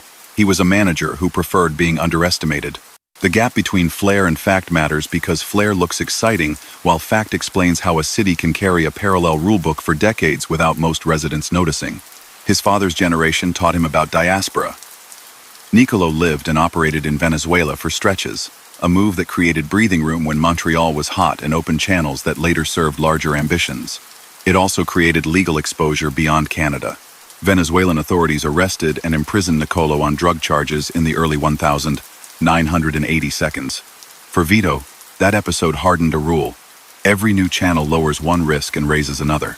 The family's ties across Sicily, Venezuela, and Canada brought assets and attention in equal measure. He managed faith as carefully as finance. Church was not a prop, it was part of life. Weddings, baptisms, funerals he attended, donated, offered quiet support to community groups, and made time for neighbors who never read the headlines. That investment in ordinary kindness paid off as a buffer. When police later sought public help, many people who liked him as a neighbor found it difficult to connect him with the charges in their minds. The divide between the man at the pew and the man in the dock slowed the flow of tips and shaped jury pools. None of that saved him from the U.S. case. It did complicate efforts at home. He also understood the power of restraint. In an era when ostentation invited trouble, he wore classic suits, drove quality cars rather than exotic ones, and avoided places where photographers lurked. He ate at restaurants where the owners kept their own counsel. He spoke with a softness that forced people to lean in. He preferred to ask questions rather than issue orders. Many who met him for the first time expected a bully and encountered a host. That was the point. The contrast made them pliable. As policing matured, new operations took aim at successors. Joint projects in the mid-2010 seconds revealed alliances across the underworld Mafia figures, coordinating with biker leaders and street gangs to stabilize markets. Encrypted phones no longer guaranteed privacy. Investigators found ways to read messages that users thought were invisible. Wiretaps recorded managers lamenting how hard it had become to plan in secret. The techniques that once gave him an edge now belong to the state. Patience, data analysis, collaboration across units. The space for a single organizer to keep Montreal calm narrowed, though the demand for illicit goods and favors persisted. He left behind a blueprint others tried to follow. Some had discipline and kept tensions low. Others leaned on fear and drew attention. The ones who succeeded imitated his rhythms. Brief meetings, clear hierarchies, fair splits, fast mediations, and a refusal to mark territory with splashy bravado. They also learned from his end that distance matters. Keep roles divided. Keep options open. Maintain a public life that builds goodwill even among those who suspect the truth. And be ready for the day when a case from another country reaches back through time and pulls you out of your seat. At every step, his choices carried costs beyond the circle that benefited. Taxpayers overpaid for projects, shaped by collusion. Small businesses folded under debt that started with a friendly loan. Families suffered when disputes turned deadly. Workers lost jobs when raids shuttered companies that blended legitimate work with laundering. The point of telling a story with care is not to romanticize or demonize, but to make clear how a system grounded in illegal acts can look tidy until it breaks, and the damage surfaces in public ledgers, news clips, and courtrooms. He proved that in a modern city, influence can look like kindness, crime can look like business, and power can be a soft voice that leaves nothing on paper. He also proved that patience works both ways. The same patience that built his network allowed police, prosecutors, and reporters to assemble a record that outlasted his charisma. Indictments, guilty pleas, surveillance, sworn testimony, and commission findings create an outline that does not depend on stories told in cafes. Within that outline, you can see the contours of a life that started in a Sicilian town, took root in Montreal, touched New York, and left a mark on how people here still talk about order, risk, and the price of looking the other way. People who watched him closely learned that the truest record of his life sits in the margins. Who called first, who waited, which favors were repaid, which were politely declined. He made a point of never seeming rushed. A guest would arrive, take a seat by the window, lift a spoon to stir a coffee already sweet enough, and wait for him to finish whatever he was reading. Only then would the conversation begin. He asked short questions, listened to long answers, and left his reply until the end, when he could see the whole board. That cadence, careful, deliberate, economical, carried him from neighborhood conversations to international arrangements without changing tone. His rise depended on a promise he kept repeating without words. If you followed the rules, you could work, and if you worked, you could earn. That promise appealed to people tired of turmoil. Retail distributors wanted supply without surprises. Contractors wanted jobs without sudden labor disputes. Port workers wanted to finish shifts without drama. He offered predictability, then charged a fee for it. The fee could be a percentage of a load, a cut of a contract, or the obligation to follow a decision you didn't love because everyone else had to live with it too. In the official vocabulary of police and prosecutors, this fell under extortion, conspiracy, and criminal organization. In cafes, it was just how the city ran for a long time. He entered the 1,990 seconds with momentum and spent the decade translating it into durable links. Brokers in New York knew that calling Montreal would get them a steady partner. Biker figures in Quebec understood that talks would be handled with calm and clarity. The old West End gang maintained dockside channels that meshed with his emphasis on logistics. Italy remained a source of family ties and practical know-how, with names like Contrera and Caruana recurring in investigative files across borders. He sat in the middle like a conductor, signaling entries and exits, keeping tempo. Where others prized intimidation, he prized schedule. Where others boasted, he measured. Investigators studied him with the same patience. Project Colisée, the joint effort that began quietly in 2002 and burst into arrests in 2006, was built to map habits. Microphones captured the sounds of toasts and coded talk. Cameras watched handoffs in a St. Leonard club long associated with his father. Officers learned which Mondays were quiet, which Thursdays brought collections, which faces showed up when a dispute needed smoothing. The project didn't seize a single throne. It recorded a weekly rhythm and used it to persuade judges and juries that the rhythm itself proved an enterprise. When charges landed, not everyone went down the same way. Some pleaded, some fought, some beat a count or two. But the mystique of untouchability eroded. Montreal could now picture what had been rumor. Envelopes, head counts, the sober routine of collecting and dividing. The American case reached deeper into history. In 1981, a violent turning point in the Bonanno family involved three captains who never walked back out of a supposed peace meeting. For years, it was a story with many tellers and no sworn admissions. Then came the early 2000s, when pillars of the New York hierarchy, among them Joseph Massino and Salvatore Vitale, cooperated with federal agents. They provided timelines and conversations that had seemed sealed forever.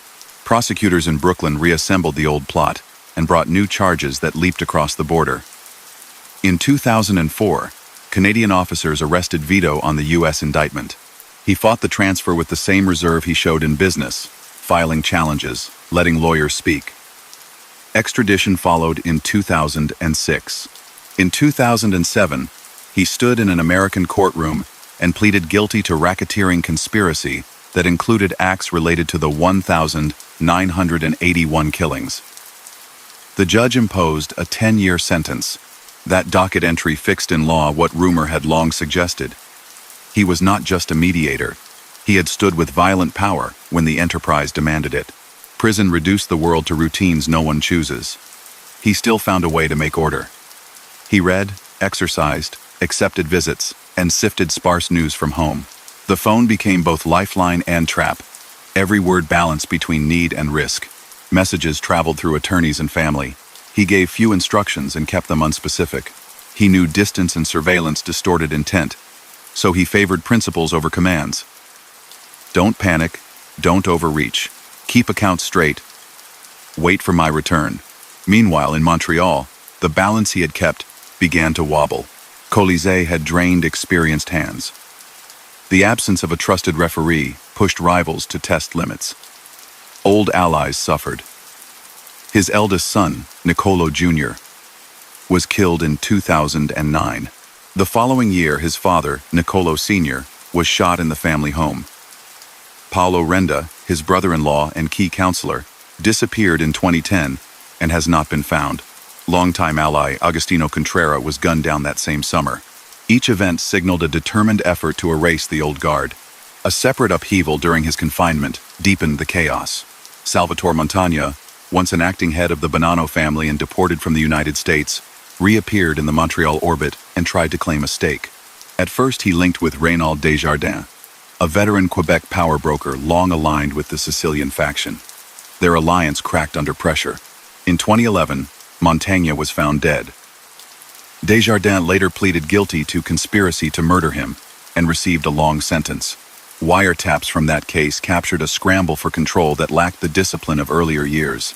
Without a central figure who could impose rules quickly and quietly, ambition ran ahead of prudence, and modern policing, patient, networked, legally sophisticated, recorded the missteps.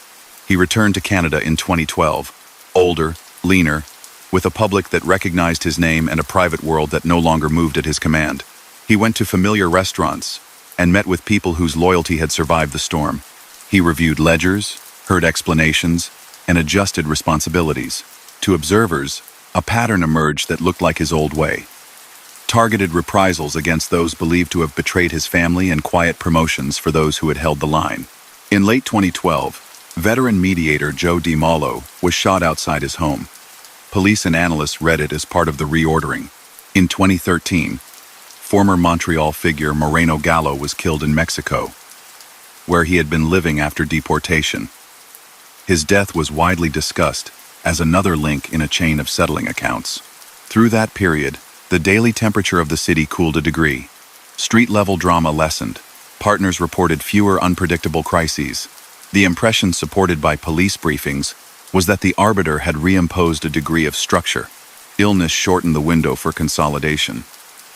Reports later confirmed lung cancer complicated by infection. He kept meeting, but for shorter stretches, relying on senior lieutenants who understood his approach. He insisted on the old principles: earn quietly, resolve disputes quickly, share markets when conflict costs more than cooperation, avoid headlines. On the 23rd of December 2013, he died in a Montreal hospital of natural causes. The city, long adjusted to a hidden system that steadied its illicit markets, felt both release and uncertainty. A funeral at a historic church in Little Italy drew a mix of the devout, the curious, the grieving, and the watchful. The ceremony underlined a contradiction that had defined him: a public man of family and ritual, whose private decisions created and governed a criminal market that touched countless lives. To describe the full range of activities linked to his name is to weave together courts, commissions, and credible reporting. He pleaded guilty to a U.S. racketeering conspiracy tied to a historic triple killing. He and his lieutenants were connected by Canadian prosecutions to illegal gambling, bookmaking, extortion, and money laundering. Project Colisée put surveillance footage and transcripts before the public, documenting weekly cash pickups and coded discussions. The Charbonneau Commission, while not a criminal trial, heard testimony that described collusion in the construction sector, kickbacks, assigned subcontractors, and a portion of contract value flowing through intermediaries associated with his circle. In the narcotics trade, he was widely reported to have orchestrated supply and distribution alliances that integrated port access with biker-controlled retail networks and, at times, links to the West End gang and to Sicilian diaspora financiers with European and South American reach. These are not myths, they are the spine of a public record.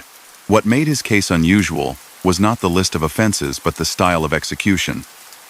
He treated enforcement as the last resort, not the first. When someone fell behind on payments, the first call offered a plan, the second a deadline, and only later came a sterner response. When rival crews bumped into each other's territory, he convened a talk and drew lines on a metaphorical map. If a sponsor asked for help smoothing a permit or calming a restless site, he sent a man who solved problems rather than made scenes. That temperament built a clientele who valued calm and would tolerate the cost of his involvement. It also dampened the public's sense of urgency, because explosions were rare while money quietly moved. The port remained pivotal throughout. Montreal's position on river and rail created a funnel for goods legitimate and illicit. He never needed to hold a badge or a title to influence what happened there. He needed relationships: a dispatcher here, a foreman there, a carrier who understood which routes drew less attention. Customs agencies improved with technology. Scanners grew sharper, manifests more transparent, data more shareable across borders. He adapted by avoiding predictable patterns, and by coupling legitimate shipments with ones that required more attention, creating a shell game only the patient could track. When seizures occurred, his reaction was managerial, not theatrical. The question after a loss was how to adjust risk and maintain partner confidence, not how to avenge a slight. The construction world provided a different set of levers. The Charbonneau Commission televised the vocabulary: collusion, cartels, fixed margins, union pressure, political financing. The inquiry played clips of couriers counting cash in a social club linked in the press to his family. Contractors described how a set percentage widely quoted in testimony moved off the top to keep labor calm and approvals smooth. None of that testimony made him a defendant at that inquiry, but it made his method legible to the public. Influence without titles, decisions without signatures, money without invoices. Municipal life went on. Sidewalks were poured, bridges repaired, water mains replaced. Budgets swelled beyond what they should have. Citizens watched the hearings and finally understood why. He also left an imprint on the way law enforcement operates. The move from quick, high-impact raids to long-term, evidence-rich projects came in part from the need to counter figures like him, who avoided easy targets. Colisée showed that wiretaps and hidden cameras, combined with analytics and coordinated prosecutors, could tell a story a jury would follow. Later, joint projects in 2015 and beyond revealed alliances among mafia, bikers, and street gangs. Their exposure proved that even the quiet model he pioneered remained in circulation after his death, though no one has since commanded the same cross-faction respect. Techniques once considered secure encrypted phones. Careful code proved vulnerable to modern investigative tools. Police learned patience from watching him, then they used it on his successors. The years after his passing underlined how much of the old balance had rested on one person's credibility. In 2016, senior ally Rocco Salacito was shot. Other veterans, such as Lorenzo Giordano, also fell to ambushes. These killings signaled prolonged instability in a scene that, under his guidance, had often kept disputes from bleeding into daily headlines. New coalitions formed around younger figures. Some attempted to copy his conciliatory approach. Others relied on intimidation. Arrests continued to remove pieces from the board. The port modernized. City contracting faced heavier oversight. The space for a single arbiter to quiet everyone shrank. As a public figure, he inspired books and series that dramatized his story. Reporters in both French and English pieced together court exhibits, interviews, and police memos to draw a portrait of a man who built a transnational network while keeping himself largely out of photographs and away from microphones. A television drama, loosely based on his life, introduced a wider audience to a Montreal they had never imagined, with narrow streets and narrow deals, both hiding in plain sight. The dramatizations were entertaining. The real power of his biography lies in how unflashy it was. He preferred to be the quietest person in the room. He understood that loud men draw heat. The human element grounds the narrative. He married young and stayed married. He raised children. He maintained a reputation for kindness in his neighborhood. He knew priests by name and supported parish events. People who met him outside business described a gentleman. That image did not erase the harm that flowed from his enterprise. It did make it harder for some to reconcile the neighbor with the defendant. That tension between personal warmth and public damage runs through every credible account. It explains why he endured, and why, when the record finally crystallized in courts and commissions, the sense of betrayal felt civic as much as criminal. Montreal had lived with a parallel rulebook. Many only realized it when they saw their own tax dollars funding the margin that paid for calm. If you ask what truly set him apart, it was not invulnerability. It was the ability to convert complexity into smooth daily life. He read rooms, read cities, read people. He understood that a truck route was a social map as well as a logistics path. He treated every decision as a small step in a long walk. When the American case reached back across decades to pull him from his seat, it proved that patience cuts both ways. He had used it to build. Investigators used it to dismantle. He came home and briefly rebuilt, a testament to how much trust he still commanded among those who valued order over chaos. Then time, illness, and the accumulated weight of scrutiny ended the chapter. His legacy is not a legend so much as a manual for understanding modern organized crime in a North American city. It teaches that influence thrives by blending into daily life, that real power seldom shouts, that legitimate and illegitimate markets can share the same calendar, that public institutions are vulnerable when private intermediaries sell peace. It also shows that institutions learn. Courts accept long narratives when evidence is careful. Public inquiries change culture. Investigative journalism keeps attention alive after sirens fade. Those forces met a man who had built his own set of quiet forces. For decades, he shaped outcomes. Then the record indictments, pleas, transcripts, televised testimony, fixed his story in a form no cafe could soften. He once said little enough that people supplied their own explanations. The record now speaks for him. Born in Sicily in 1946, raised in Montreal, he rose to lead a coalition that touched international drug routes, illegal gambling, loan sharking, and construction collusion. He cultivated ties to New York's Bonanno family and pleaded guilty in the United States to a racketeering conspiracy tied to the 1,981 triple killing of rebel captains. He survived investigations at home until Project Colisée exposed his circle's routines. He lost family to a campaign aimed at dismantling his base.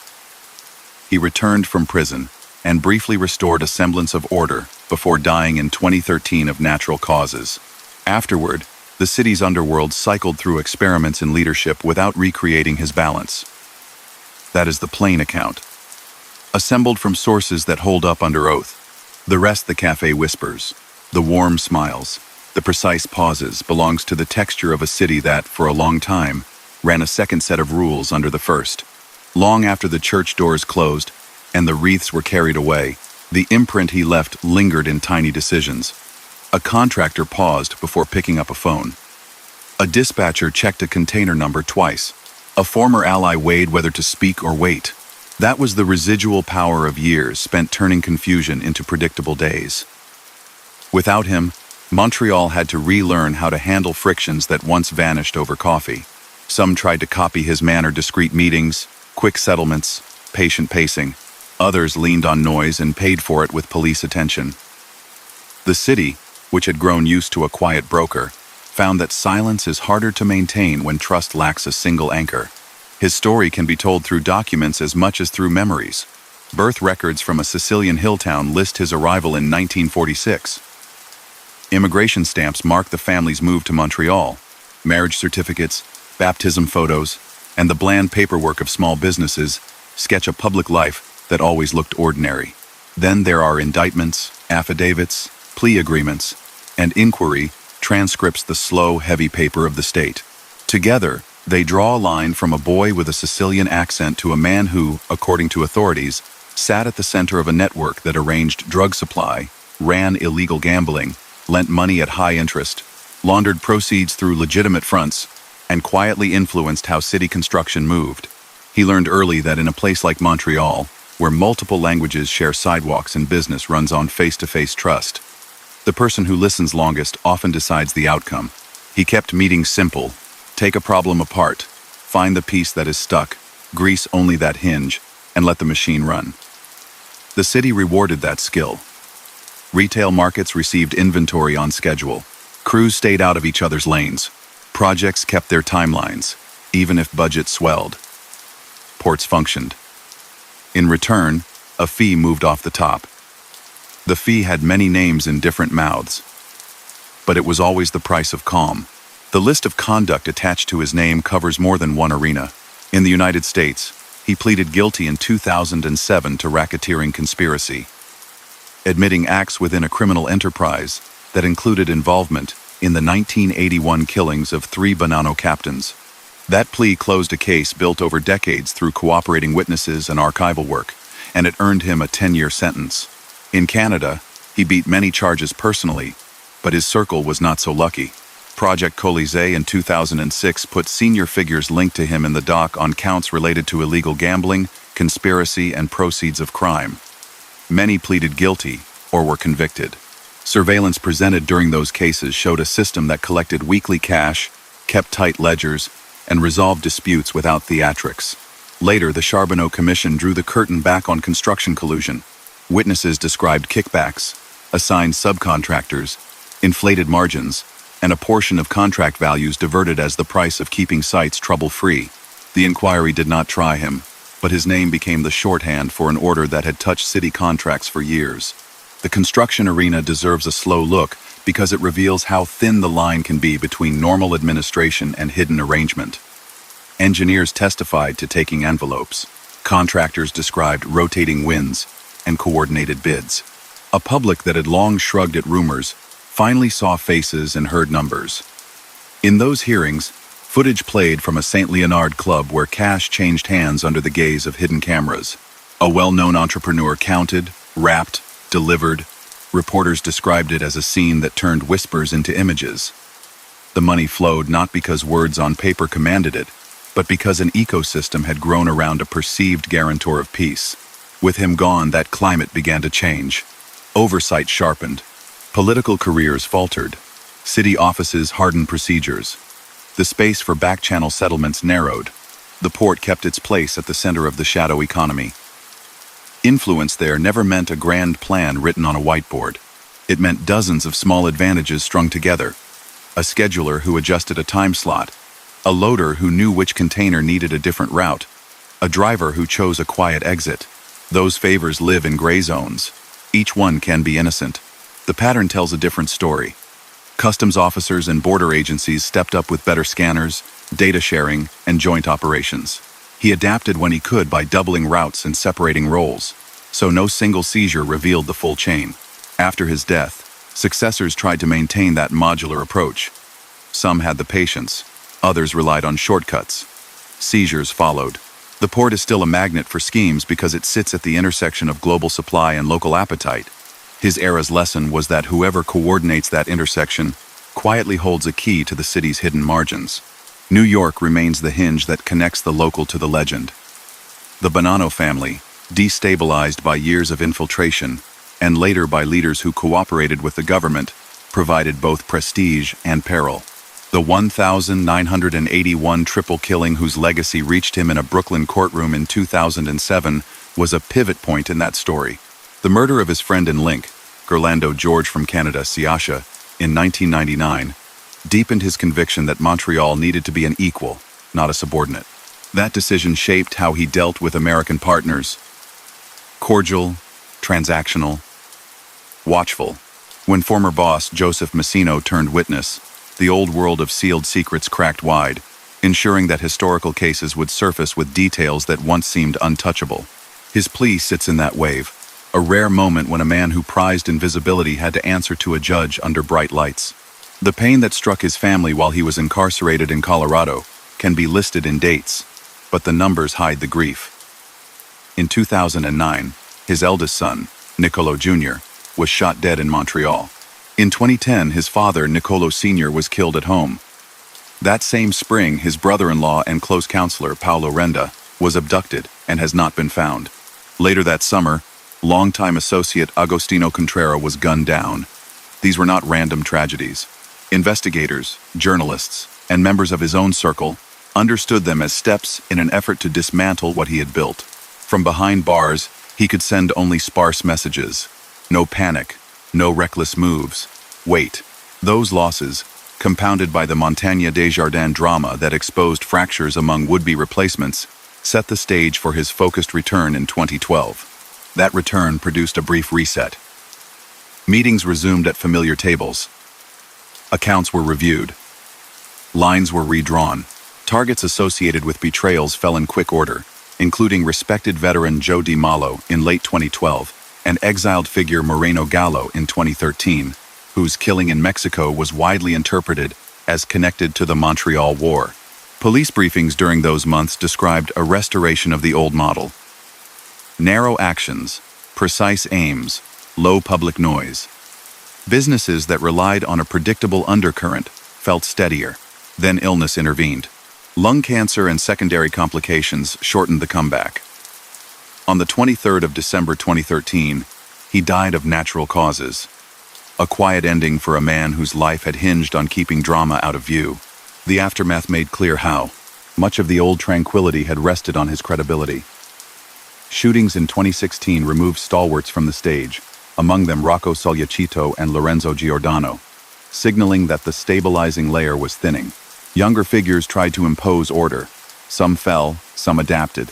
Police projects revealed a modern version of the coalition he once orchestrated. Elements of the Mafia coordinating with biker leaders and street gangs to manage supply and tamp down chaos.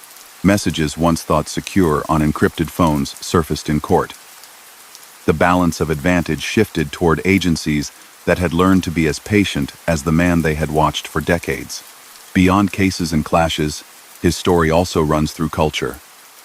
Investigative reporters in Quebec and across Canada built a library of work on him, translating dense files into readable arcs.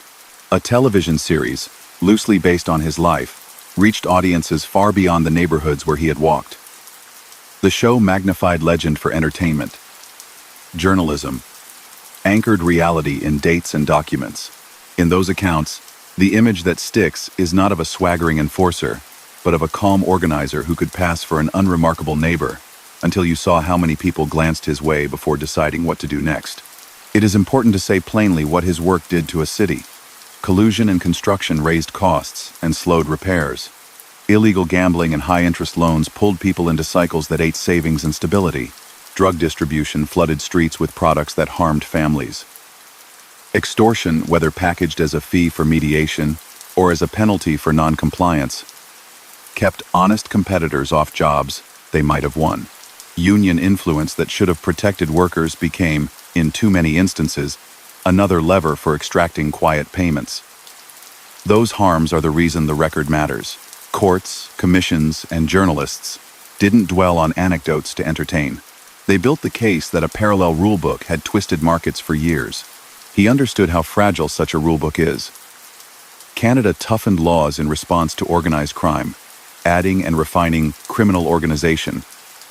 Provisions in the late 1992s, and early 2000s. Integrated squads brought municipal, provincial, and federal units together. Prosecutors trained to explain complex conspiracies. Witness protection programs improved.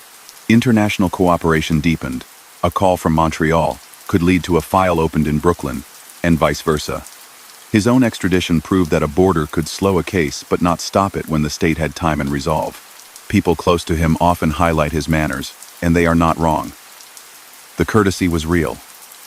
The small kindnesses were real. The generosity at weddings and community fundraisers was real. So were the laws broken to keep a business model humming, the pressure applied to ensure compliance, and the costs passed along to taxpayers and neighborhoods. Holding both truths at once is the only way to understand how he lasted as long as he did. The good neighbor made cooperation with investigators socially costly. The efficient manager made even competitors admit that calm had value. But when inquiry lights came on, and court mics amplified wiretap audio, the contrasts were too stark to ignore. Even now, years after his death, debates in Quebec politics and media measure reforms against the shadow of his era. Contract oversight rules are judged by whether they would have blocked the collusion described at Charbonneau. Port security upgrades are evaluated by whether they complicate the kinds of layered shipments investigators once linked to his circle. Police leaders talk about patience and coordination as essential tools learned from fighting patient, coordinated adversaries.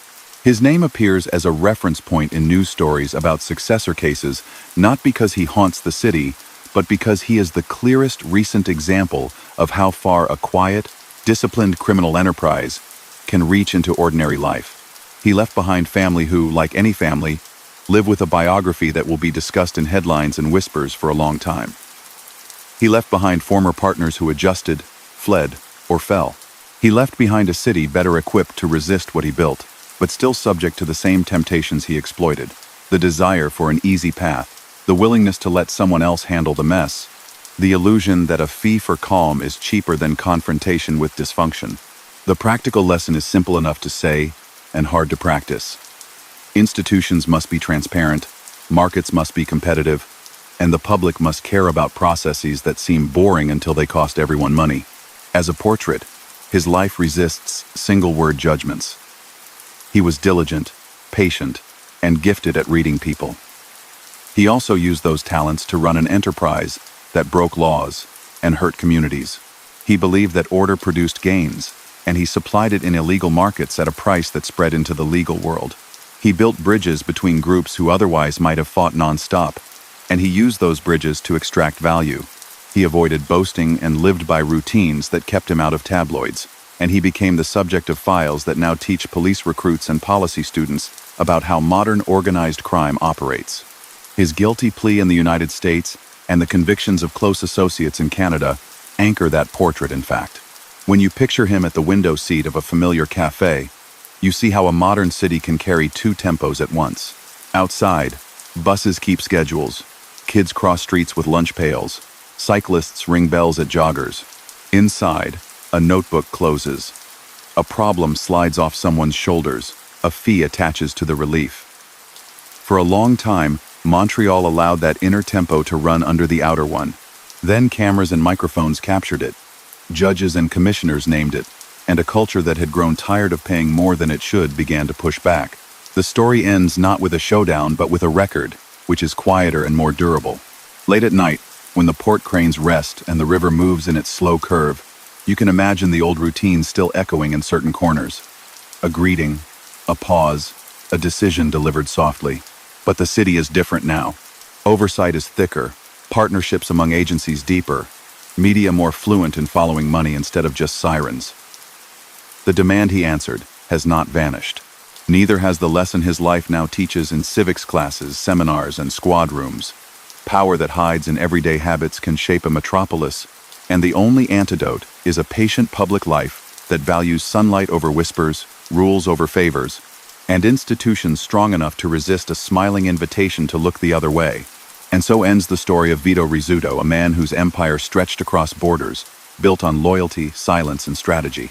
He was a diplomat in a world of violence, a leader who turned crime into control, and control into legacy.